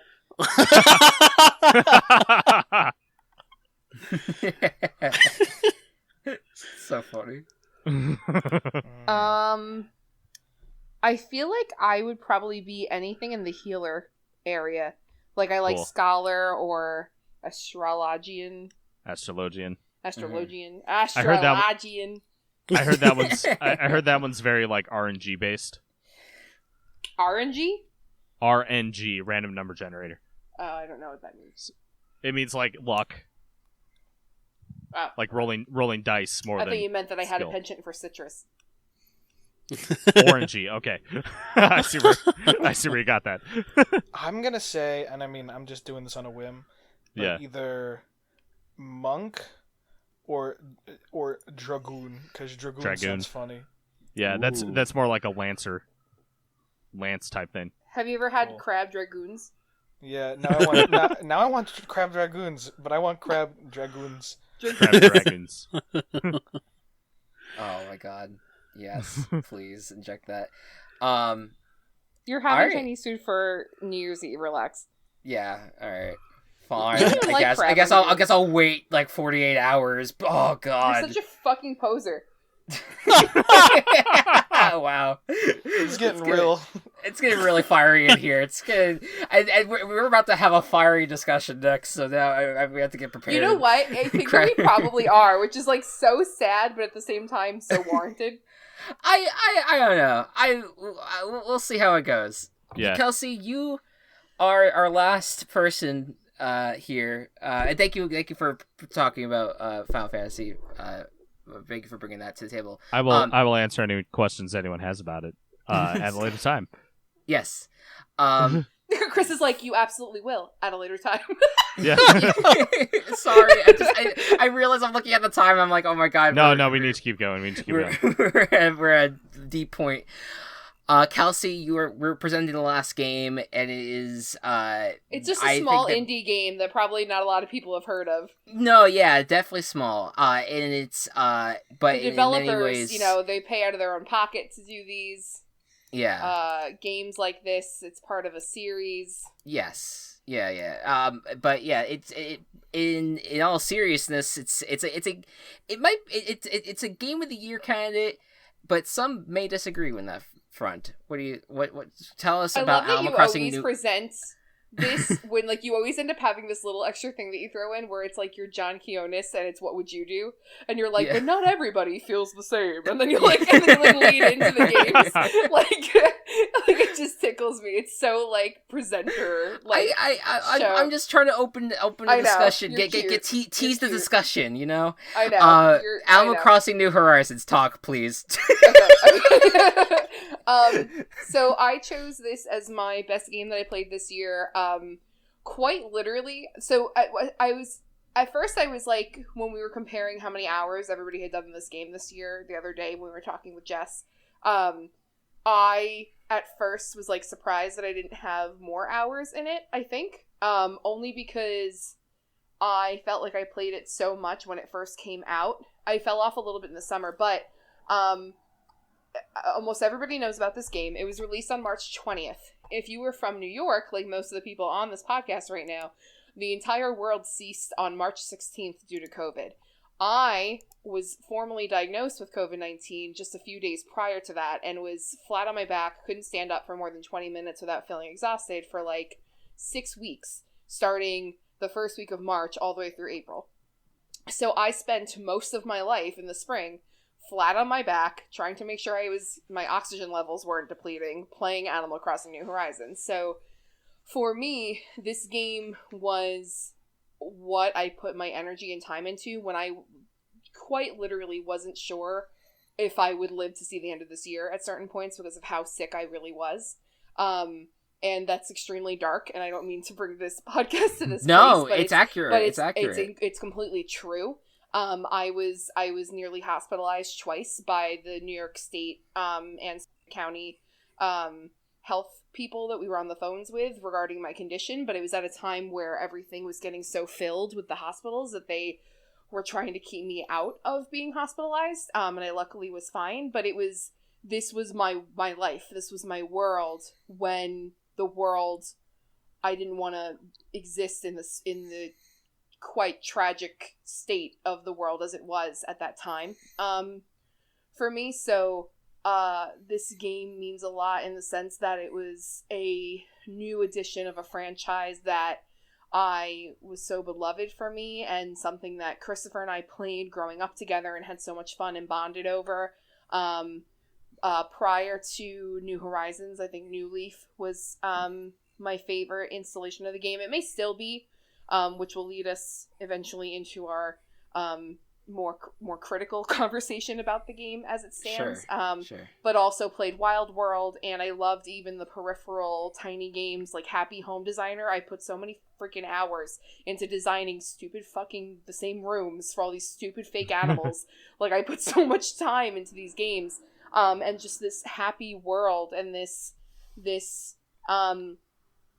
both Chris and Anthony in separate conversations with them this week commented on, well, what games do you like to play, Kelsey? Because we are trying to help you find new games, but your taste, you're very picky. Your tastes are weird. You say you don't like cartoonish. By the way, this is not from our mouths. This is completely your, kind of. It's paraphrased.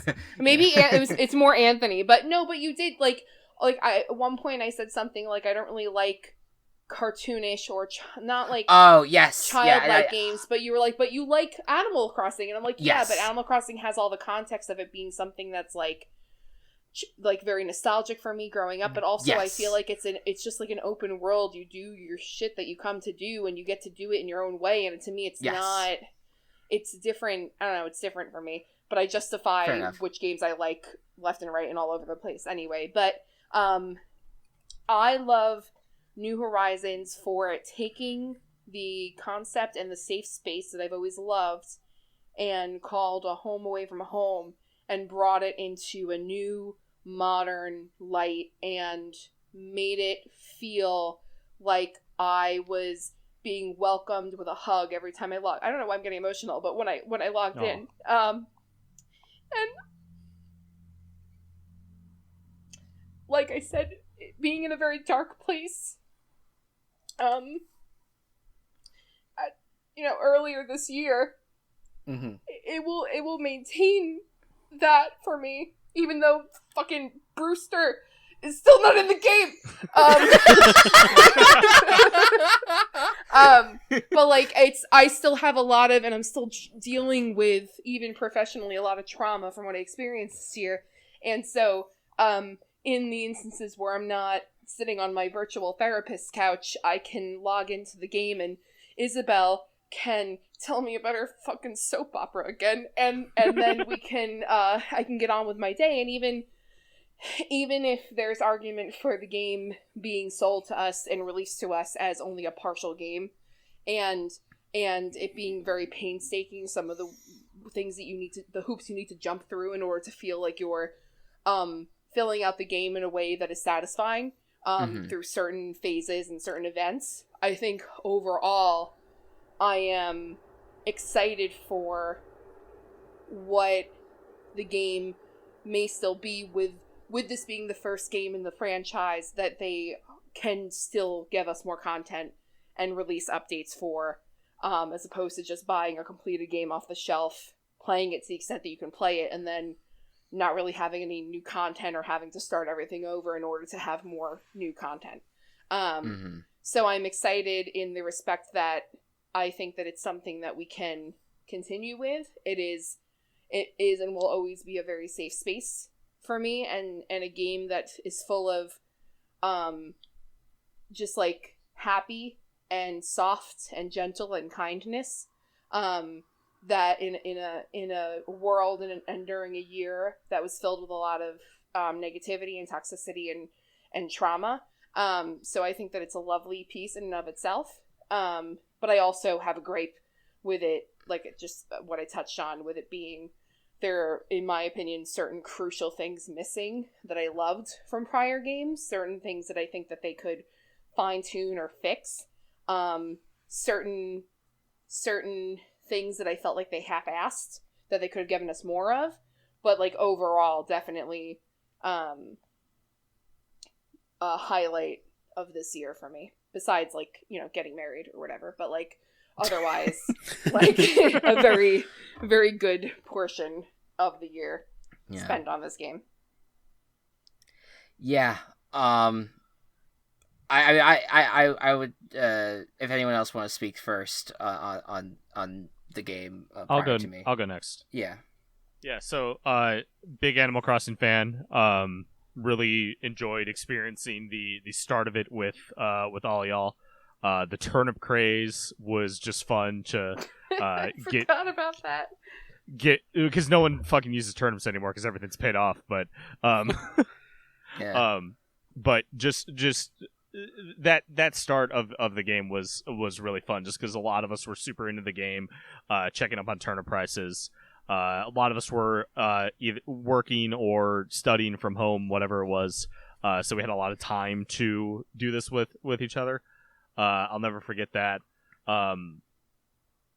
I personally really enjoy games where you can build things up. Like last Gaming Coop, I talked about My Sims. You kind of build your town up from nothing in My Sims. Yep. And in New Horizons, like. This game, you build up your island from nothing. Yeah. And that is one of the most fun I've had creatively in a video game. And I've redone my island completely from what I did at first. And I'm at a point where I don't want to let any of my villagers go because I am attached to all of them. Yep. Yeah. It is such a special experience. When we finish this podcast, I'm probably going to play that for the rest of the night. Yeah. Now that we're talking about it. and we'll get into the criticisms, but I just wanted to say all the positives I have for this game because I'm just having a blast. Yeah, 100%. I looked at I Jess pointed it out to me, Jess, who we had on the last episode, and I didn't realize that I basically had like 700 plus hours of playing this game, which is just insane. I realized that I was like, Chris, why do you have more than me? We practically always play it at the same time, or you only go in. But I forgot that I abandoned it for many hours to play Stardew Valley.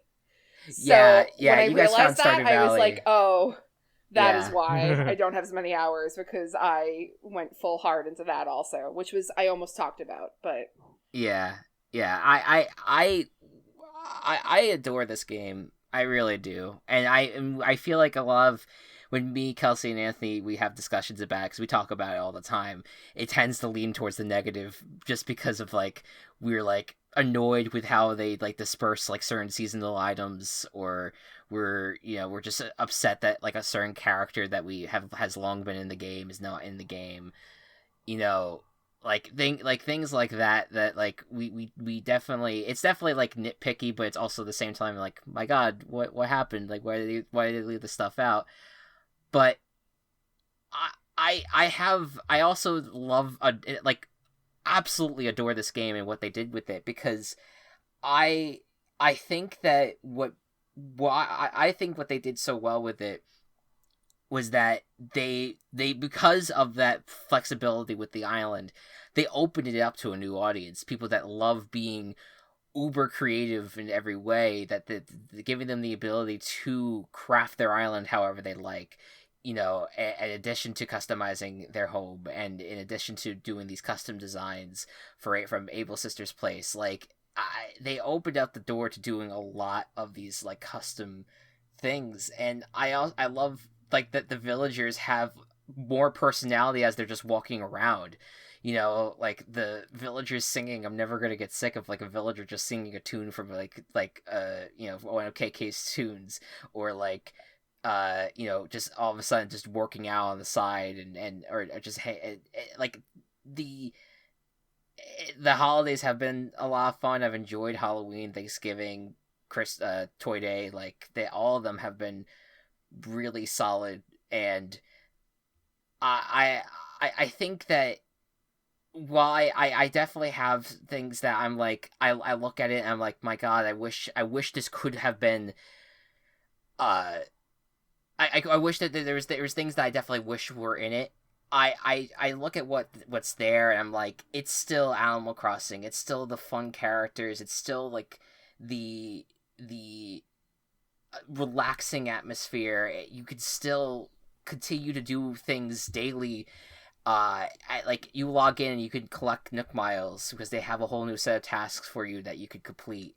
Like, it is still at its core what the game has always been, which is just an escape from the darker points of our, of what we've had to deal with, especially this year. It's as the great Justin McElroy put it, it's maybe the most important game of our lifetimes. yeah, I think that like especially when because it comes across as a very solo play experience for the most part. Like, they do have the co-op ability, but it's even then, like, as far as being a game that you can invite people over, like, you can't really do much. Like, for what it's worth, like, you can invite friends over, and you can, like, unless you're doing like a bug off or a fishing tourney or something like those, you can do more of something with, but otherwise there's not like a ton that you can actually like accomplish together. When you're having friends over, except when you guys come over and help me dig up my flowers. Yes. but then also, like, what I was going to say is that, like, for me, like, when I was recovering and when everything was so scary in our house, because our mom also got sick at the same time, like, Chris and I would literally, from our bedrooms next to each other, because we were all quarantining inside the house, would call each other on Discord and just spend hours playing and investing in the game newly as it first came out, and just kept each other company. So, like, that's a memory for me that is, like, I mean, this was like when we were kids, we had like we would go in separate bedrooms, but we couldn't talk to each other. We would just talk in the game, or we would briefly go to Picto chat or something like. But like, I don't know, like I feel like there is such a community experience behind it without actually being able to like play with each other necessarily in it. And even like I've like when Matt, when you were just saying like that you have become so attached to your villagers or your islanders that you don't want them to go anywhere. Like it is a weighty decision when you get somebody cool rolling through in a tent, or like when somebody offers to leave the island. It is hard to like, it is I feel like I'm trying to say whether or not I want to like give a child away. Like it is like it is a lot to do that. You like, build relationships with these creatures like I had Audie come in to my tent, and I said no because I loved the rest of my villagers so much. Yeah, that's big. Like one in particular that I just got settled with early on is Sparkle, or Sprinkle. Sprinkle. Sorry. It's Sprinkle. I love her so much. I got her name wrong. Real attached to them. No. Yeah, no. But like I literally like I would just walk through my town, and if I pass her, I just like stare at her for 5 minutes. I'm like, I love you. I love you so much. Like there's certain things, certain aspects of the game. But just to I'm not gonna shit on the game. I'm not gonna sit here and like really rip it apart for all the things I feel like they failed us on. But something that I just want to highlight as a like really weird disparity that didn't have to happen yet did, and I'm so confused and frustrated by it. And this is just I'm using this as like the Please. One use it. Example of everything that I think is bizarrely left out of or lessened in the game.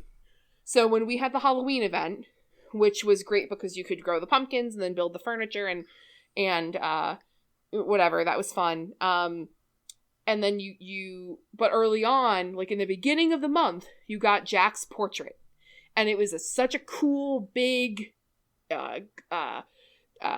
detailed, awesome portrait, and it was like so cool. I don't really deal with the portraits, and I even thought that was cool. Like I don't really care about them, and that was great.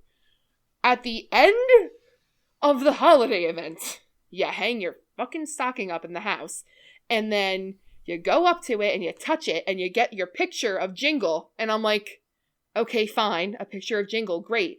But then you put that motherfucker up on your wall and it is like the tiniest fucking photo compared to Jack's photo, which was like brilliant. I mean, Jack's photo even had like an ornate frame to go with it and everything, because that's how beautifully detailed it was. And then Jack's was like, you got a postcard in the mail and you shoved it in an empty frame you had lying around and flung it up on your wall. Jingle, like, you mean? Yeah.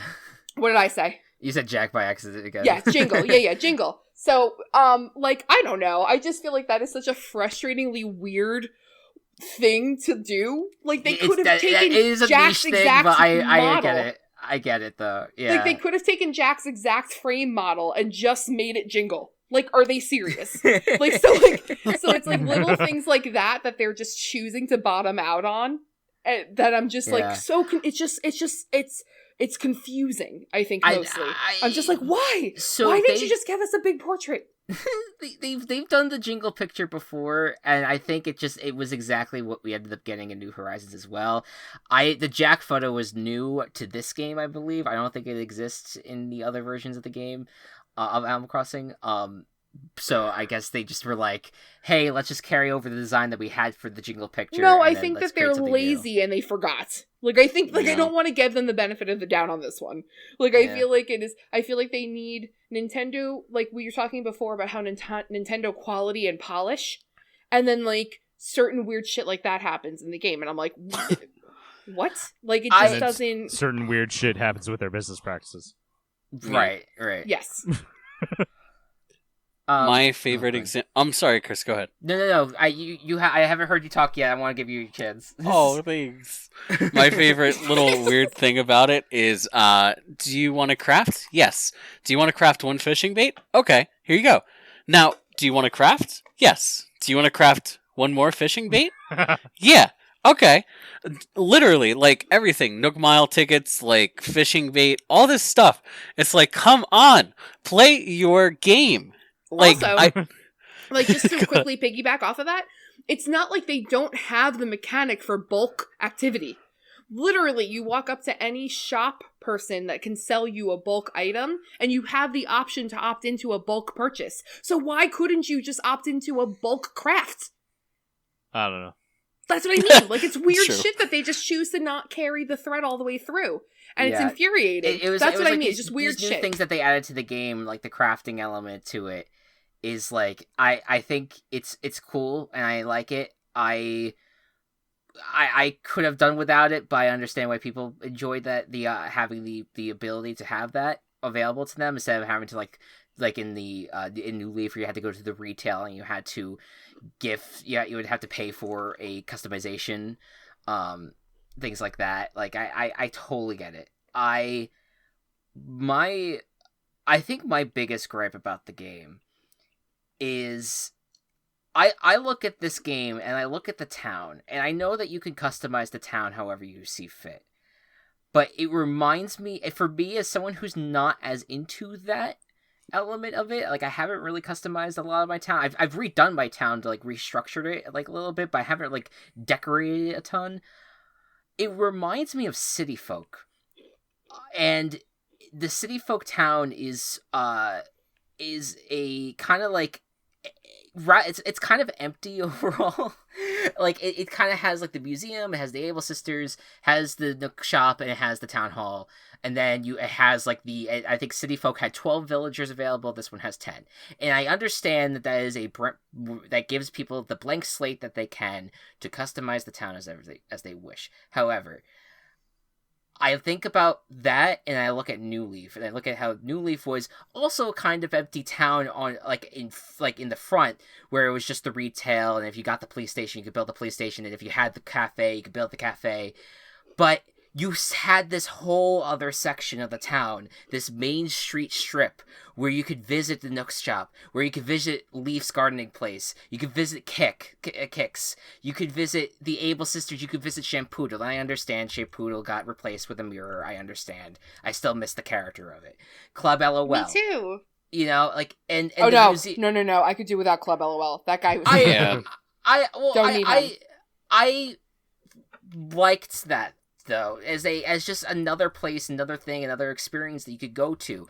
I feel trapped on my island. I feel like there's just not there's not a lot to do beyond just the town activities, and like you just have to hope you have the right NPC that day that is there that you can give you that experience, even though in other games again that you would like yes, Reed was a frequent visitor in past games, and Sahara was a visitor, but the fact that I have to wait for Kix to come by and Leaf to come by, like I feel like they took what they had with New Leaf and they wanted to add this customization element of being able to build your town up and create it however you will. And so in order to combine the two, they stripped a lot of the character from the game. They stripped a lot of the like what made those towns so special to arrive in. And that breaks my heart a little bit. I still adore the game, and we've turned negative. I adore New Horizons for a lot of what it's been able to do, especially this year. But I think it's fair to say, in my opinion, it's not at the level for me that New Leaf was at, or even a Population Growing was at, where that was the GameCube version, where it felt like the villagers had a lot more personality.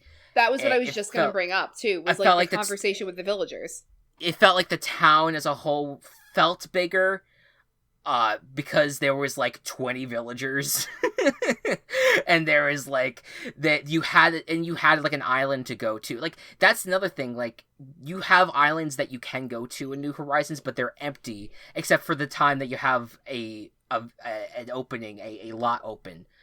And then that's when things get interesting on those islands. But those islands were really only useful for like the beginning when you're trying to gather materials for things.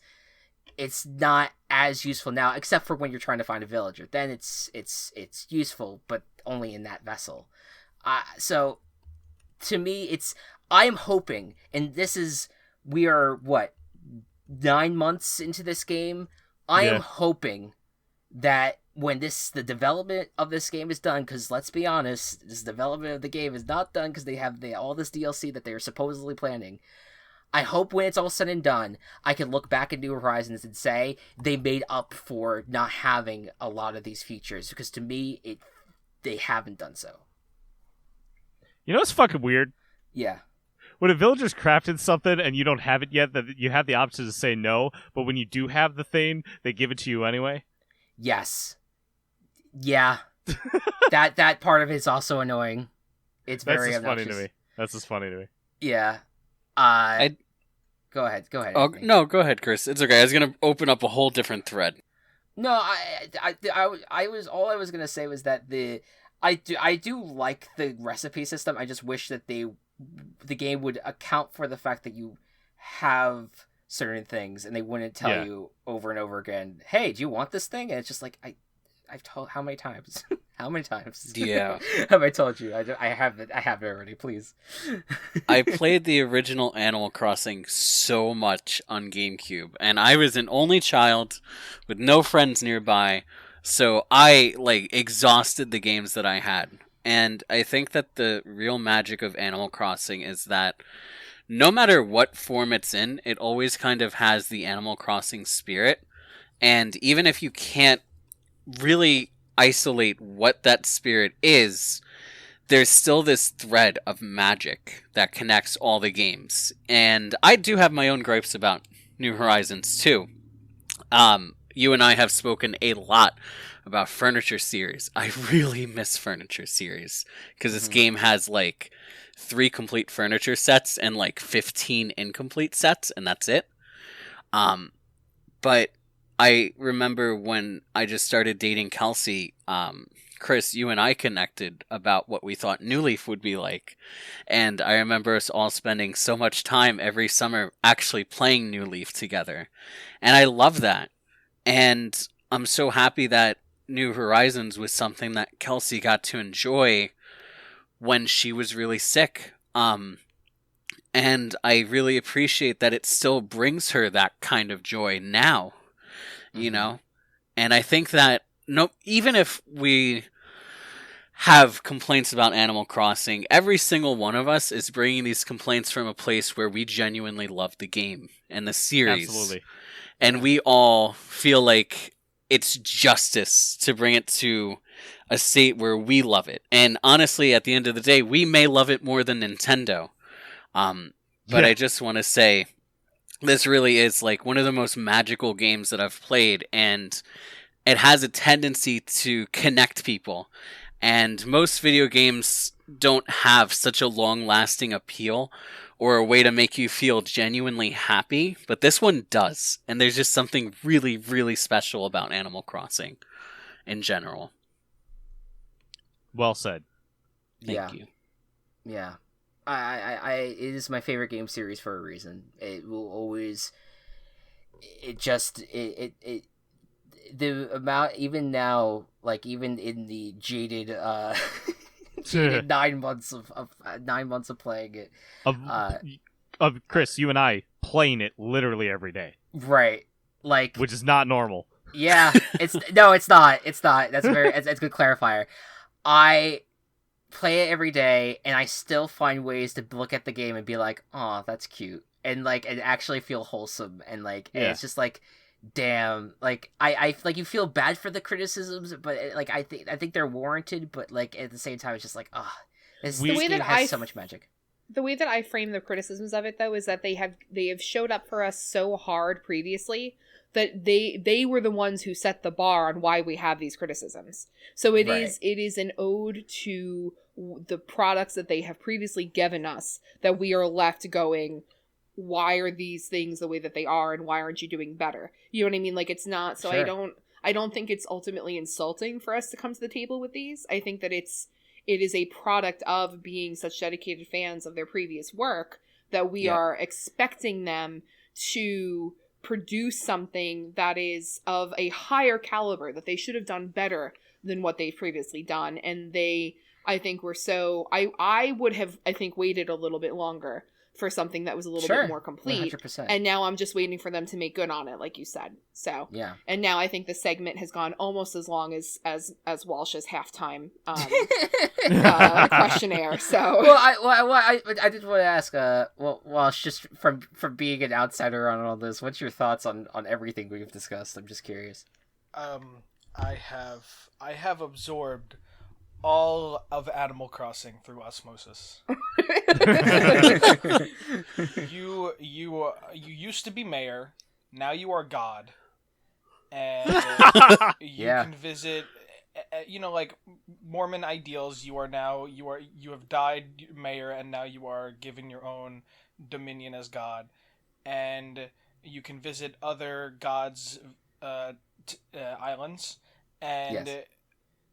There's the cute dog Isabel, who is very relatable and drinks whiskey and likes to hang out with Doom Guy.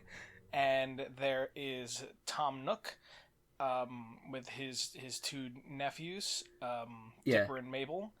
And there is, and then there's Raymond, who started a slave trade, I believe. I think that his osmosis hiccuped somewhere.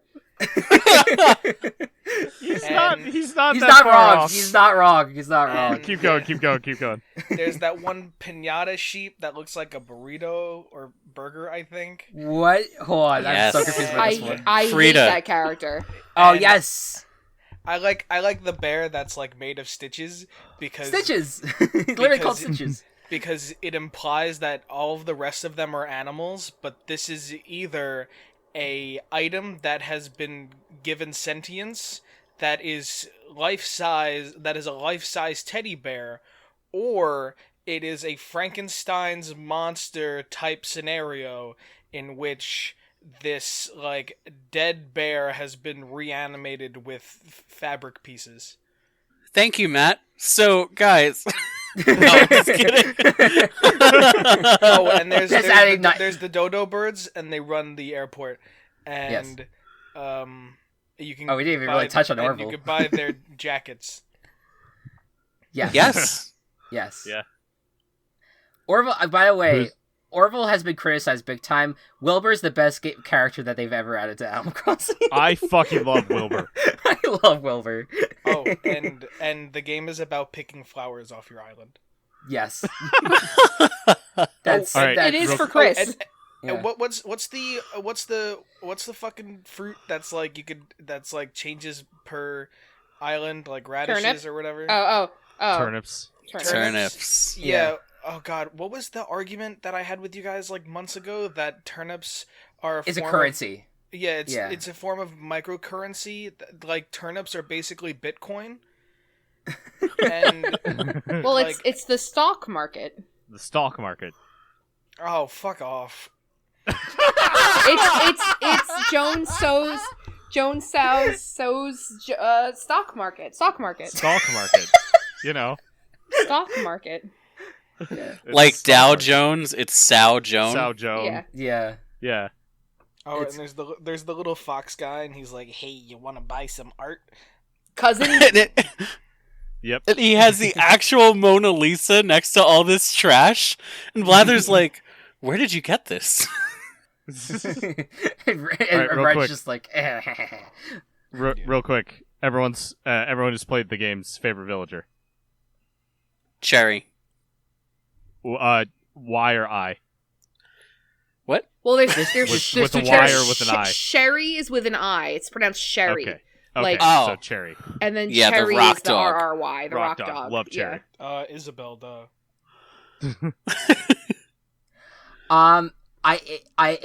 It was Stitches for a long time, but I think recently Aurora took the cake. Nice.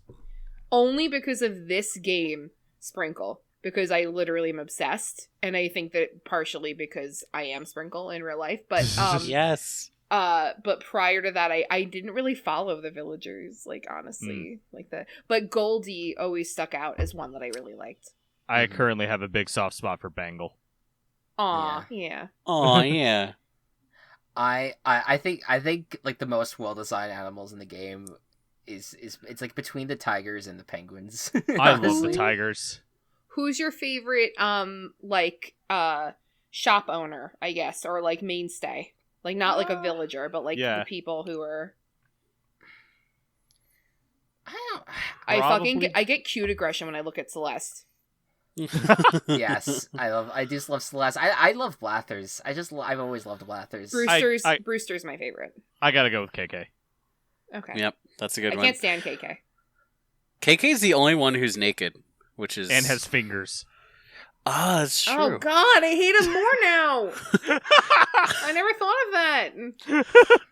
Take it back. How else is he gonna play guitar? I don't It's know. fair. Smack it around. And that's what now we're opening up the conversation of is KK Slider actually actually a human in a fursuit? But we'll save that. You've heard of SpongeBob skin theory. Get ready for Animal Crossing skin theory. I watched that the No. other day. No. Mine is red, by the way. That's the end of the Red's podcast. my favorite.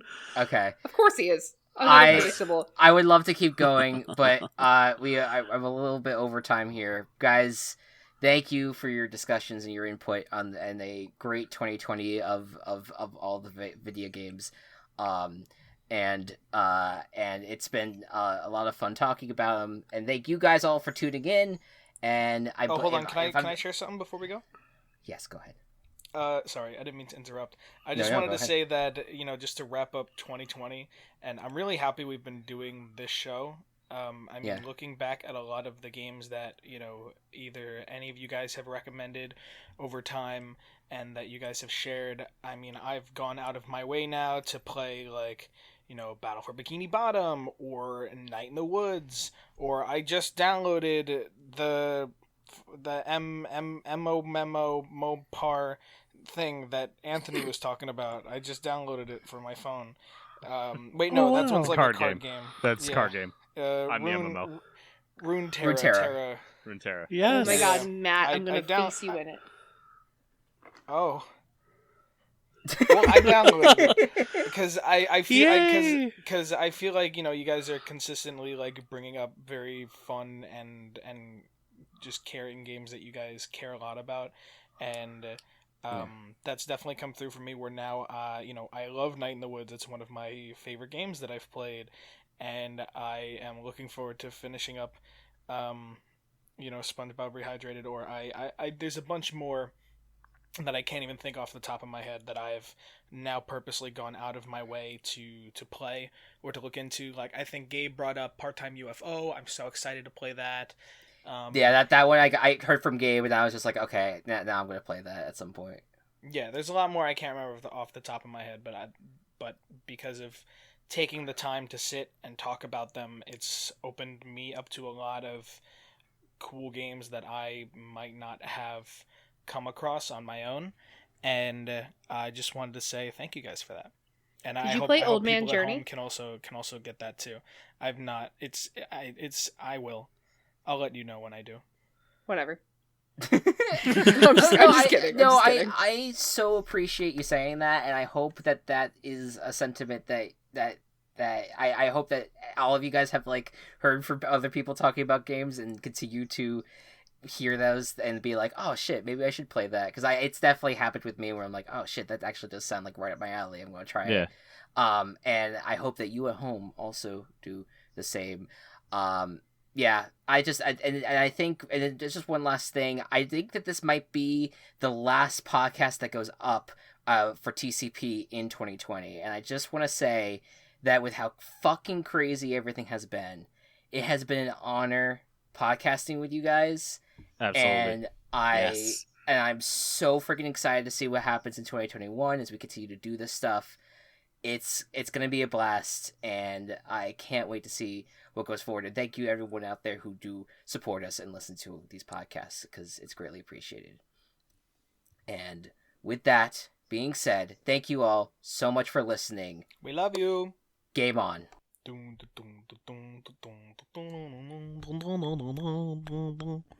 Hey Chris, this is a secret message for you when you're recording later. I mean, not recording, editing. I meant to say editing. Kisses. The Gaming Coop is brought to you by Team Chaos Productions. Follow us on Twitter at The Gaming Coop, or follow our other work at Team Chaos Pods.